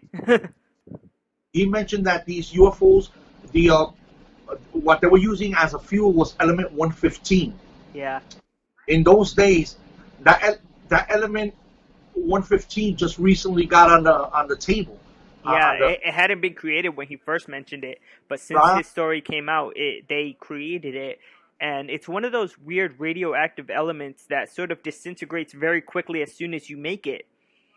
Right. So he said they had a stable form of it, and another thing that he mentioned was that he would get into this base and they would scan. They had these hand scanners, and so what these hand scanners did, they would measure your bones on your hand, and that's how who everybody was. And just not too long ago, this came out that in fact that they were using this type of device in Area 51 in those days. I saw that video. I saw that video on YouTube, and they actually had pictures of what the device looked like. Nowadays, it's a lot more sophisticated. They have devices where you put your hand and they actually measure your vein patterns and things in your hand, which is a lot more unique to every individual, let's say, than just your bone structure. But getting a bone structure from the hand, that was pretty interesting technology back in the day. Oh yeah. Yeah. So Barney and Betty Hill. Oh yeah. So this was in New Hampshire, over here in the Northeast. You wanna say the story of Barney and Betty Hill? I'm gonna screw this up a little bit, but yeah, they were an interracial couple, and driving along one night, and they saw what they thought was like a star, and the object got closer, and they were startled, so they were driving, they were scared. At one point, Barney got out of the car and he had binoculars, and he checked it out. Yeah. And then they got in the car and they started driving, but whatever this thing was landed in the road, and before they knew it, they got abducted. Yeah. And they woke up. If I'm correct, later on driving. They were driving and they were like nowhere near where they were. Right. And hours passed by and they had no idea what happened. They lost time. They had a moment where they weren't conscious and they woke up and they were in their car driving home. Right, and they had no idea how they got to where they got or what happened for those hours. But this is common in abduction cases. Yeah. Loss of time. This is that's like you hear this in like almost every abduction case. But yeah, so those people they came out and they told their story, and that in those days, interracial couples, the last thing they wanted to do was to come out in public. Right. But Right. but that's wrong. This whatever happened to them was that they decided that they had to tell the story, Hmm. you know. And so that's another one that's very interesting, the Barney and Betty Hill case. What I like about their story is that they were separated. You know, after they came out with their story, they were separated, and they were both sort of hypnotized, and their story was recorded. You know, they were asked to recount the events, and Betty Hill sort of had more knowledge of what happened than Barney. She sort of remembered more clearly what was happening when she met these other beings. We don't know that they're extraterrestrials, but their story was pretty insane about the tests that were done on them, and yeah, it was just very strange. Right, And right. they see what I liked about their story is that they seemed genuine. They didn't seem like they were trying to get something over on someone or lie. Yeah, Um, people like Bob Lazar, Barney and Betty Hill, they're not looking for money. They're not looking, to sell anything. They just come out. If anything, a lot of these people don't want to talk about these things because usually what would happen to people when they would say things like this is that their lives will be ruined. If they had a yeah. job in the military or something, they'll lose that job. They'll get ridiculed. They'll be made fun of, and this will go on for it will be a lifetime of that. Who Hmm. wants that? That's why a lot of pilots and stuff, when they would see something, they just kept quiet. But now things are different. Now the military said, the United States Navy said, you see something, it's okay to talk about it because of Yeah. the limits. You know. Yeah, so now with the Nimitz incident and the military people talking about it, it's sort of okay. Another interesting story is the one of Travis Walton. Are you Oh, familiar? Fire in the Sky. Yes, that's another one. Yeah, that one is a good one, man. That's a good and it's a good read. So this was based off of a book, but the book is based off the true story of Travis Walton. So in November 5th, 1975, he was abducted. Are you familiar with the story? Like, you want to tell the story? Oh yeah, yeah. So these guys were working in the woods. They were lumberjacks, and they were Mm-hmm. just cutting trees. And at a certain time, they were all tired. It was becoming dark, and they were tired. They wanted to go home, so they got in the truck. They start driving down from the mountain, and they see this light between the trees. So they went around, and when they came around the bend, they see this object hovering there. And so Travis Walton jumps out of the truck and starts walking towards the object. And the other guys are in the trucks. They start screaming, "Whoa, what are you doing? Get back in the truck! Get back in!" Right. And then he he got a little nervous. It was already too late. He was already like real close to the object, and then the object shot a beam out and knocked them in the air. Huh. And when everybody saw that, they took off. And they left him there. They thought that he got killed, so they drove down a ways, and then they kind of like regrouped, and they said, "Oh man, we got to go back for him. We can't leave him." When they went back, he was gone. So they went to the police. They told the police what happened, and the police thought that these guys probably killed him and buried him somewhere in the woods. So there was a huge investigation. They had to go to court. They had to get lie detector. Tests, I was yeah. thinking about The detectors. polygraph tests. Yeah, they had the test, lie detector test, and all that. And I forgot how many days went by, but then Travis Walton showed up in the middle of the night naked in a phone booth. He Yeah. called, he called his family, whatever, and they came and picked him up. Wow. And So yeah, basically, his friends got in trouble because they were blamed for his death. But what really happened is that something came, this bright light, knocked him out. His friends sort of left and abandoned him for a while, and then he was taken away because when they came back, he wasn't there, and then he showed up a few days later naked. Uh, yeah, that's an insane story. you know that Travis Walton says that he said in an interview that he felt that they didn't do that on purpose. It was a mistake what happened to him, and that they took him because they wanted to revive. That's he said that he felt that that was what happened. You know Yeah. what I mean? I mean, who knows? But that's a very interesting story, and I like the movie too. It's pretty good. Yeah. Another interesting thing to note, sort of going back to Barney and Betty Hill, and thanks Samuel Ramos for bringing this up, is that they had sort of drawn a star like a constellation of where they thought the aliens came from. I think Betty Hill drew the Betty Hill had star. drawn it, and it had turned out to be Zeta Reticuli. And Bob Lazar also, his story sort of coincides with that, because one of the UFOs that he was investigating, or that was being investigated, he had read in a document that it had came from there, that it had come from Zeta Reticuli. So sort of the stories line up. Right, right. And you know that he also said that in the hangar there were nine UFOs, and one of them seemed badly damaged. And you know about the Roswell incident, right? Yeah, in New Mexico, that UFO that was sort of shot down. I think that the story goes that the rancher in Roswell, there was a lightning storm that night, and he says a loud boom. And then in the morning, when he went out on the ranch, he found a debris field. So he thinks the UFO might have gotten struck by lightning or something. Oh, wow.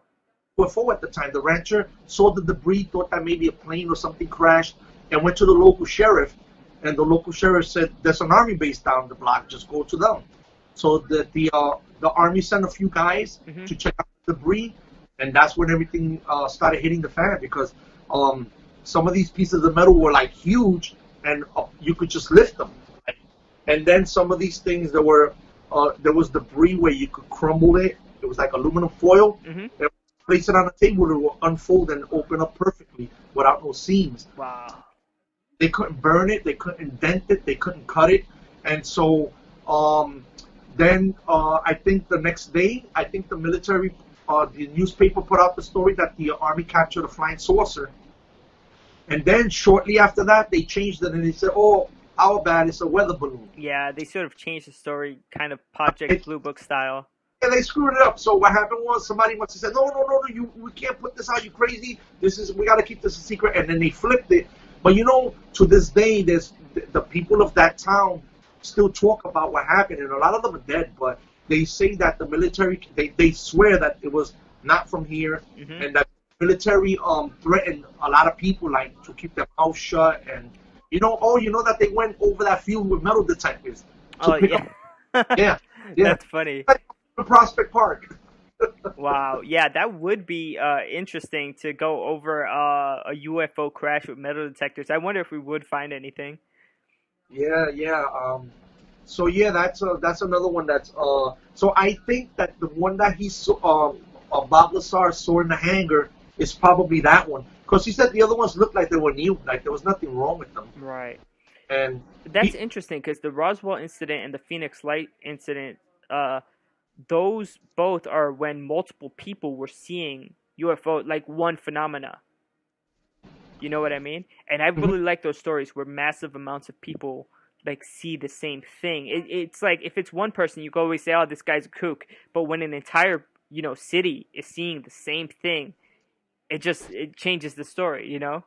It changed when now the United States military is saying we have something in our airspace, we don't know what it is, and we can't do nothing about it. They're in our air.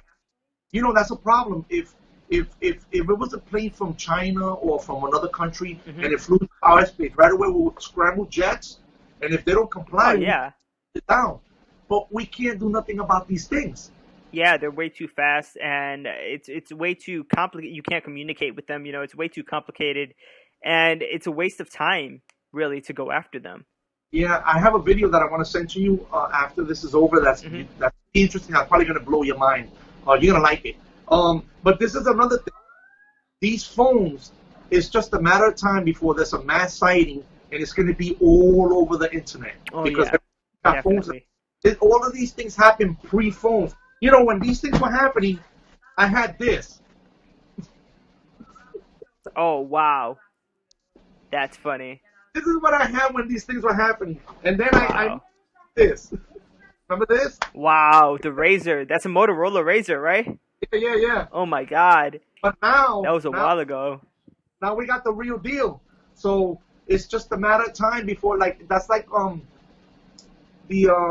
that incident in Australia. Remember we were talking about that with the Melbourne school kids. Right. So Right. that one was really interesting. It's another case of a mass sighting, but this time we're talking about, and there's two incidences that I know that involve school kids. The Melbourne kids in Australia were one of them. Um, but yeah, their story is really interesting because they were told to be quiet. Yeah, man. When these kids were out playing in the, I guess it was break time or whatever, they were Hmm. playing out in the yard, and they noticed three UFOs in the sky. They all started bugging out, and they went into school, and the teachers came out. I think it was 200 kids and 12 teachers.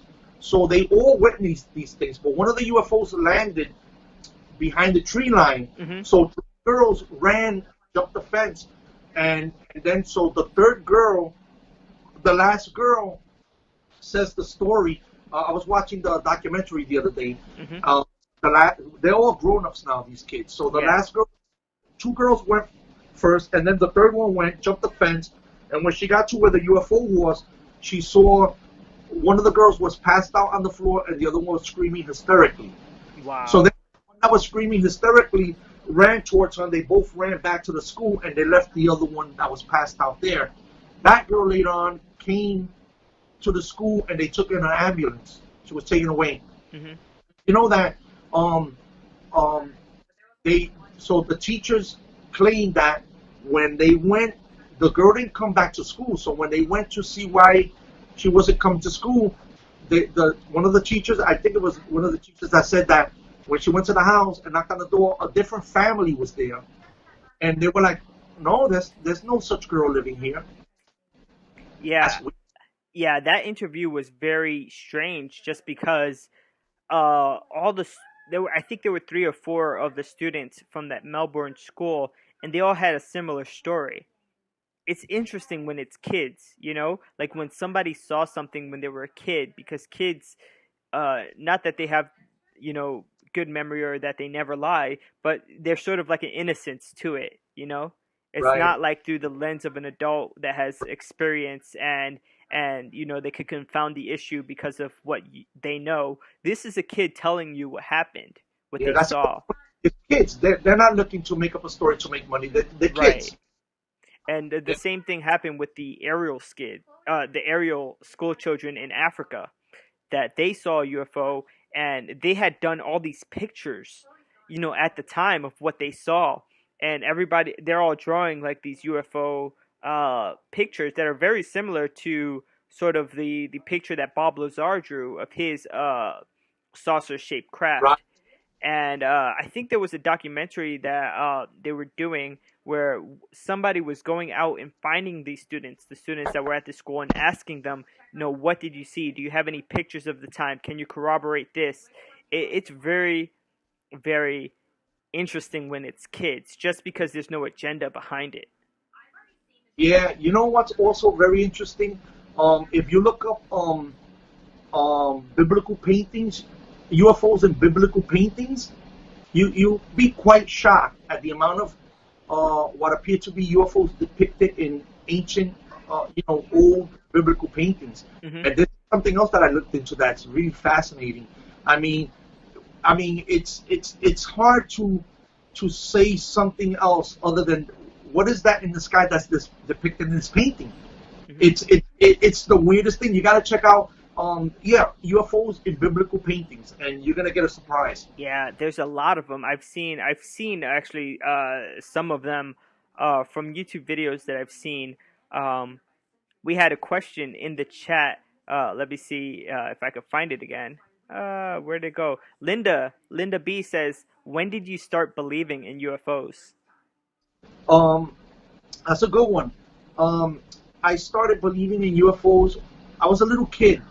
My uncle one day sat me down and says, "Look, I want to talk to you about something." I said, "Yeah, what's up?" Hmm. He says, "You know that there are more stars in the night sky, that there are grains of sands on all the beaches on planet Earth." And he just when he told me that, he blew me away. And I had to think about that for a minute. I said, "What?" And then so that's kind of like what started it. That was my uncle Robert. And he Hmm. started. So that kind of got my wheels turning, because I said, "How could that be? How could there be more stars in the night sky than there are grains of sand on all the beaches on the planet? I mean, how Hmm. that's there's a lot of grains of sand." Right. It Um, seems incredulous. and that got me into down the road of getting into astronomy, and I read for a long time ago Carl Sagan's Cosmos. Oh, And, Carl Sagan, yeah, he had an amazing TV show. oh, that guy was great. Yeah. And then that led me and then another thing that my uncle told me was that there had to be around all these stars are planets, and that there has to be other life forms. We can't just be the only ones. He says the numbers are the number of stars and planets are what seem to be infinite, and the number is so huge the human mind cannot wrap his head. We can't wrap our minds around it. Yeah, it's so many stars and planets out there. It is sort of mind-boggling to think about. Like, we are very, very small, almost We're insignificant here. Yeah, it's incredible. It's like crazy. So that got me thinking. And let me tell you something. Look, right now we got rovers on Mars, right? Yeah. And the rovers are examining the atmosphere, the dirt, sending back information to Earth, right? Mm-hmm. And imagine if you were on Mars and you saw one of those things land, you'd be like, oh my God, it's aliens or whatever. But what we have on Mars is machines, right? Yeah. We're doing what I think UFOs or what somebody else is doing from someplace else, but we're doing it on a smaller scale. We don't have the technology to play in the big fields, in the big games yet. So Yeah. we got rovers on Mars. Okay, we're just starting. I think that somebody else somewhere far away is probably sending probes here or machines or whatever things out. But I think it's happening on a large scale. That's my thoughts on that. Yeah. And if you look at the race, we're a perfect example. We're already doing it. We just haven't been able to come out of our solar system yet. Yeah. But If we had a similar method of propulsion that they had, the ability to go very far, very fast or without being impeded by other physical things, maybe we would be doing what they're doing. Yeah, I think deep into these things. I think that it might be that they're not really putting like the key in the ignition and stepping on the gas. It might be something. It might be like they're distorting time and space, and then they're using like gravity as a propulsion. I guess when they get to a certain area or whatever. But I think that whatever these things are using a whole different way of traveling and look, look at this is a perfect example. Look at what I had a while back, and look at this phone now. I mean, technology is advancing so fast. Imagine it really is amazing. I mean, to think about, the other day I found a coin 195 years old. When that coin was made, they didn't have any of this. There was no, ACs, no, internet, no computers, none of that. That's so recent. people were going around on horses and holding up lanterns. Yeah. I mean, everything we have in terms of the technology that we commonly use today, headphones, everything, cell phones, it's the last 50 years. So imagine in another 500 years what we'll have. It would be unimaginable. If you would go back in time, and show anybody what we have now, they would be like, this is insane, like, this is magic. If you pulled this out in those days and went like this, they'll burn you on the stake. It's just a flashlight. It's just a flashlight. For this, you will get burned on the stake. Yeah. Definitely. So imagine another 500 years what we're going to be capable. Yeah. Imagine when Elon Musk finally, when they're planning to send you. Yeah, Elon Musk has his SpaceX program, and he's been launching a lot of, he launched his Tesla car into outer space, and then he brought sort of the rocket that launched it back and landed it. That was a huge cost savings. That is something that no one had ever done before. And the innovation that he's done sort of in space travel now, it's something that, nobody has ever, seen before. Yeah, you know what I was just thinking?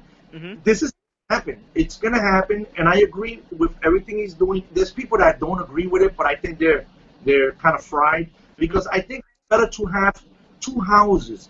If something happens on this planet and we're all here, it's a wrap for the human race. Right. But if we have another house up there and something happens here, we could carry on and continue the human race. And That's true. think about it. Imagine when we start building cities and living on Mars and people start being born on Mars. Those kids are going to be born they're going to be born on another planet. They're going to be aliens. And imagine the technology when a kid is born 100 years from now on Mars. It's going to be completely different. Yeah, it's going to be something. Yeah. So we have another metal detecting question from Linda. She says, if you can metal detect anywhere in the world, where would you go? Where would that be? A good one. There are so many places I would love to metal detect. I would love to metal detect in Egypt. I would love to metal detect in Peru. In Puerto Rico. I've never been to Puerto Rico. I would love to go to Puerto Rico and metal detect in the Yunque. The Yunque, yeah. There's like a lot of nice like areas with like rivers and stuff. Oh man, there's so many places. I mean, if I could do this metal detect for living, I think I would. The rest of my life, I'll be traveling the world. You just travel the world metal detecting. Yes. Do you ever think that you would make your own YouTube videos?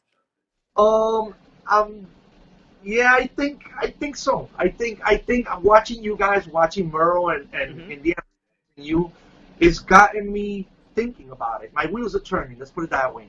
Yeah. But I know how to do all this stuff with the computer and all that stuff. I did videos in the past. But I haven't messed around with that for a while, so I kind of forgot. So I'll probably need some help. Yeah. Let's get back to more like current events. How has COVID-19 changed the way you metal detect? Oh wow, yeah, that's a good one. I when this all started, I didn't go out for a while. My wife was really afraid, and I don't blame her. I was afraid, so we stood home. But at one point, I said, "Well, if I go out in my car and I go to a park, I'm not going to be around anybody." Yeah.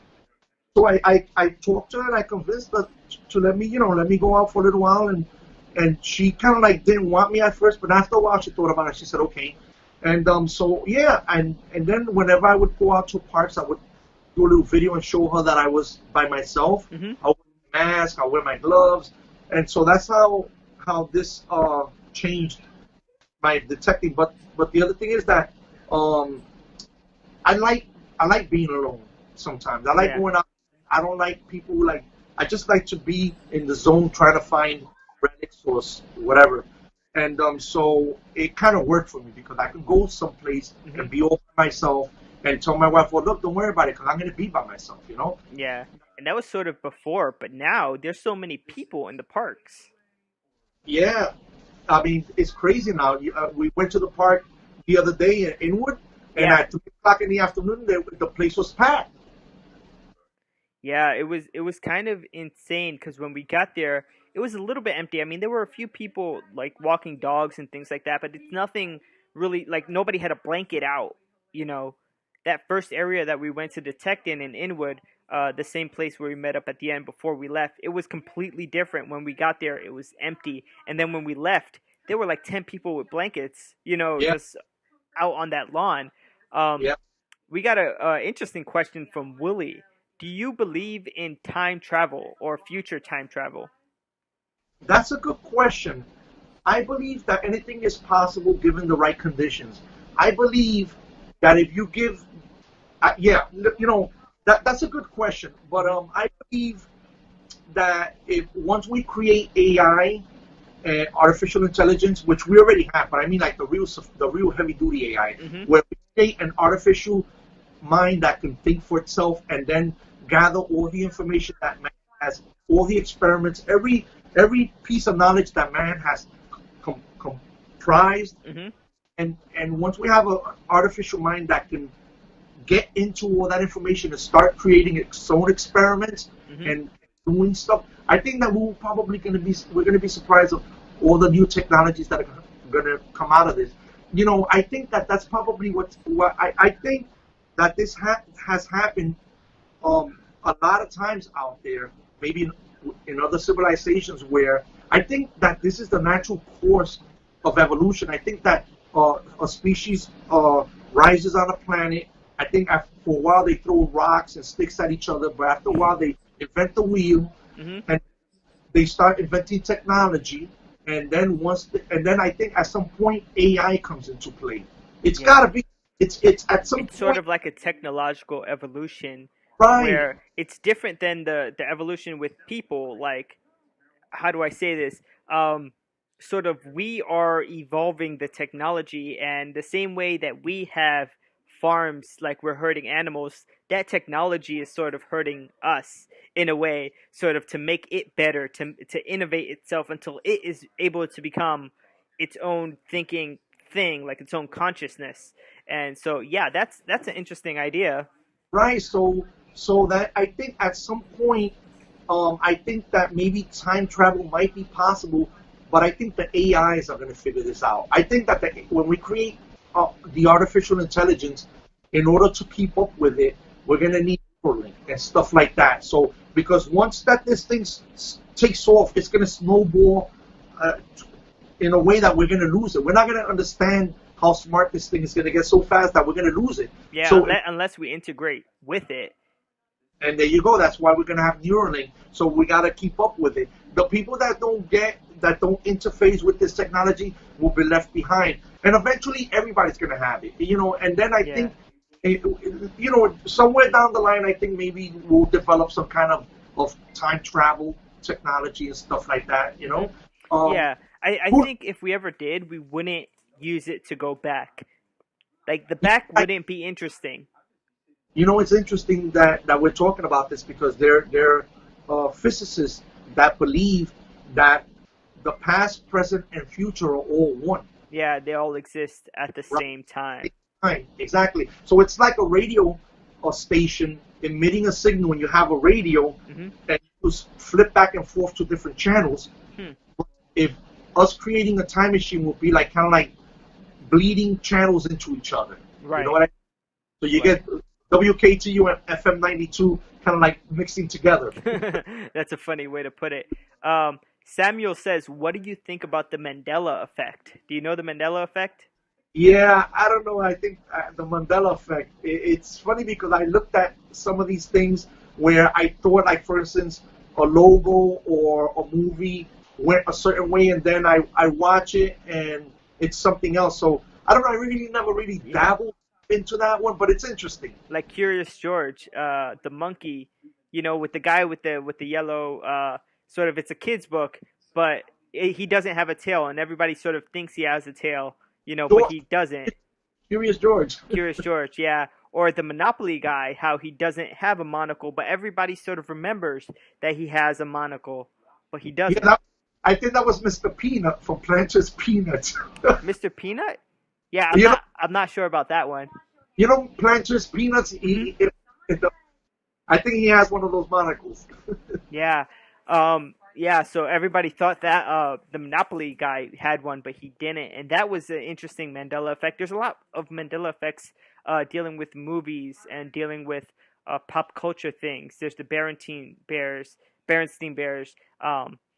and there's like this theory that, there's other universes, and sometimes the other universes have things that are just a little bit different, and then when they cross, people remember things from a universe that they're not in, because you sort of get that contamination, sort of.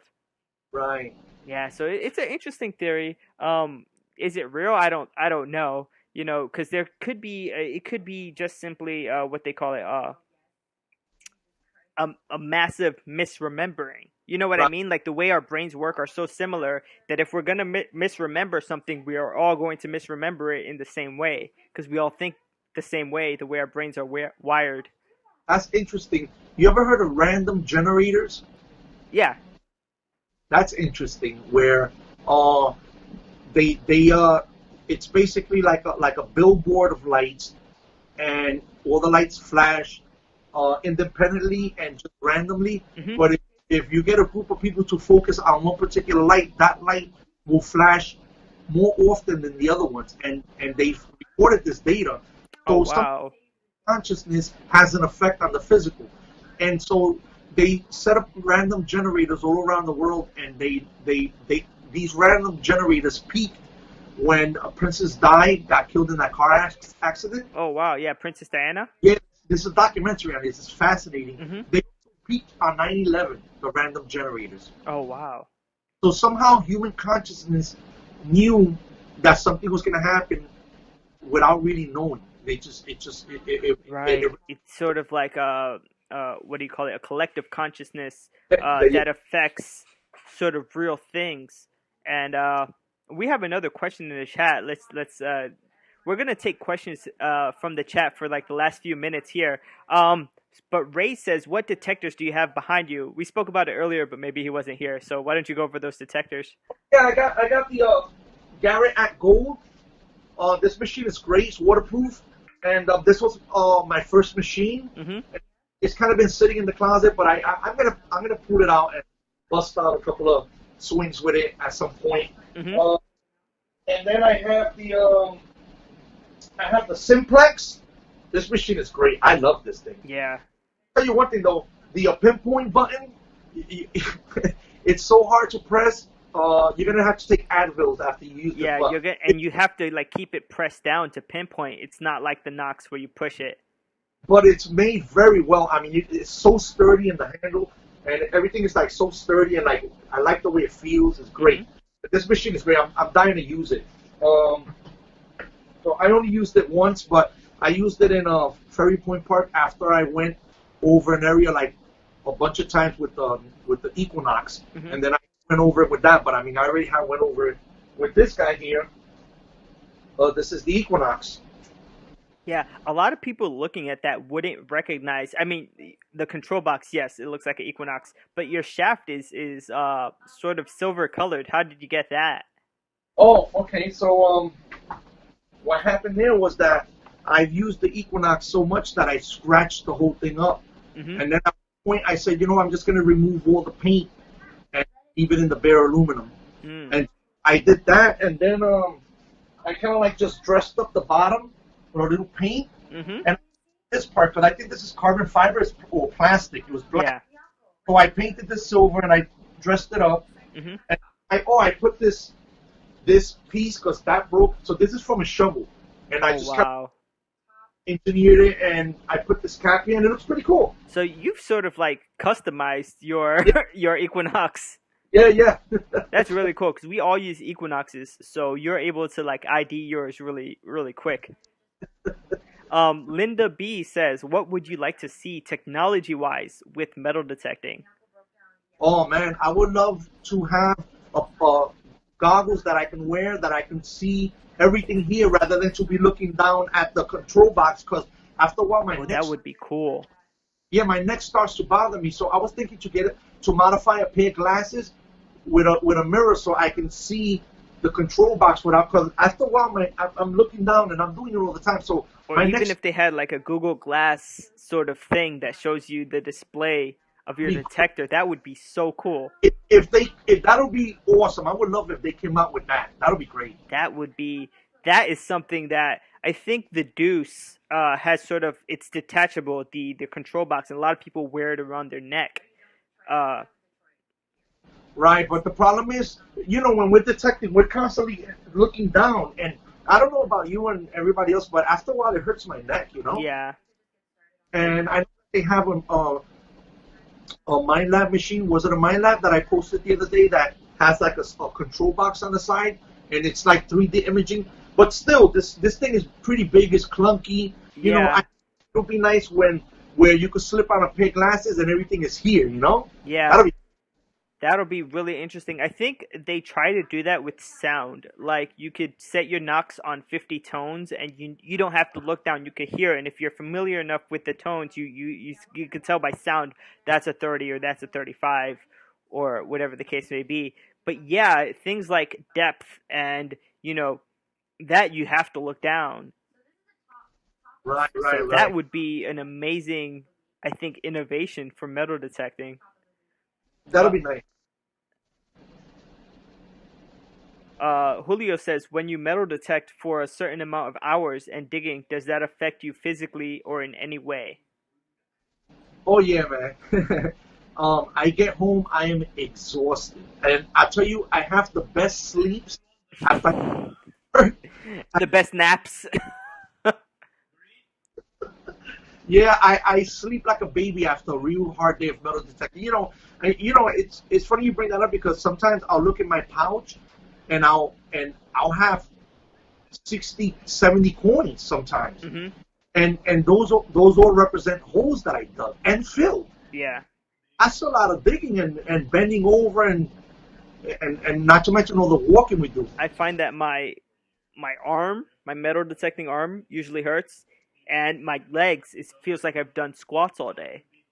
Those are like the two big things. Is sometimes my sides hurt from because I like to swing with my body and not just my arm. Right.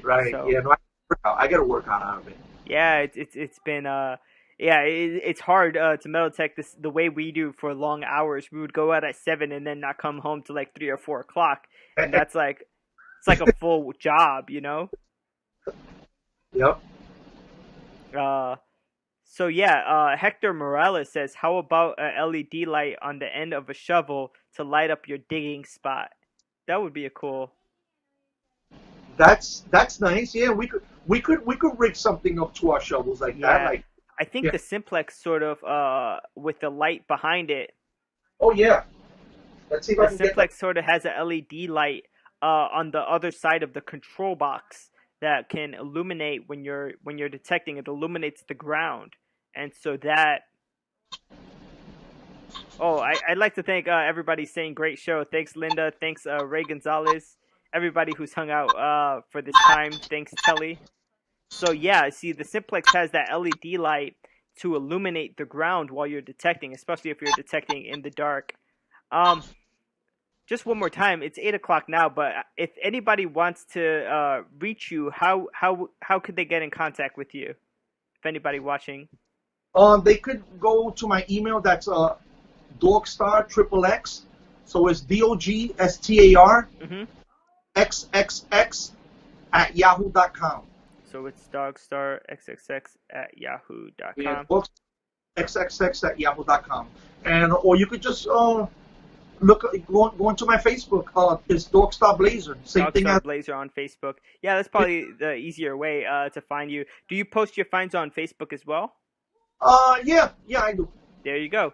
And again, if anybody liked what you saw here and you want to subscribe, I'd be very appreciative.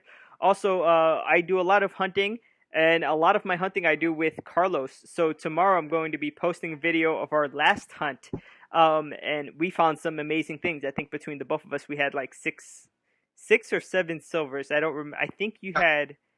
I have four. Yeah, and I had 3. So it was 7 silver coins. So that's coming up tomorrow here on the Detecting Zone. So, and if you want to be on the Detecting Zone, you can shoot me an email. My email is in the description. I'm always looking for people to talk to, whether it's about metal detecting or anything. So thanks for watching, everyone. Thanks, Carlos, for being here today. Thank you. All right, and we'll see you guys tomorrow in in tomorrow's video.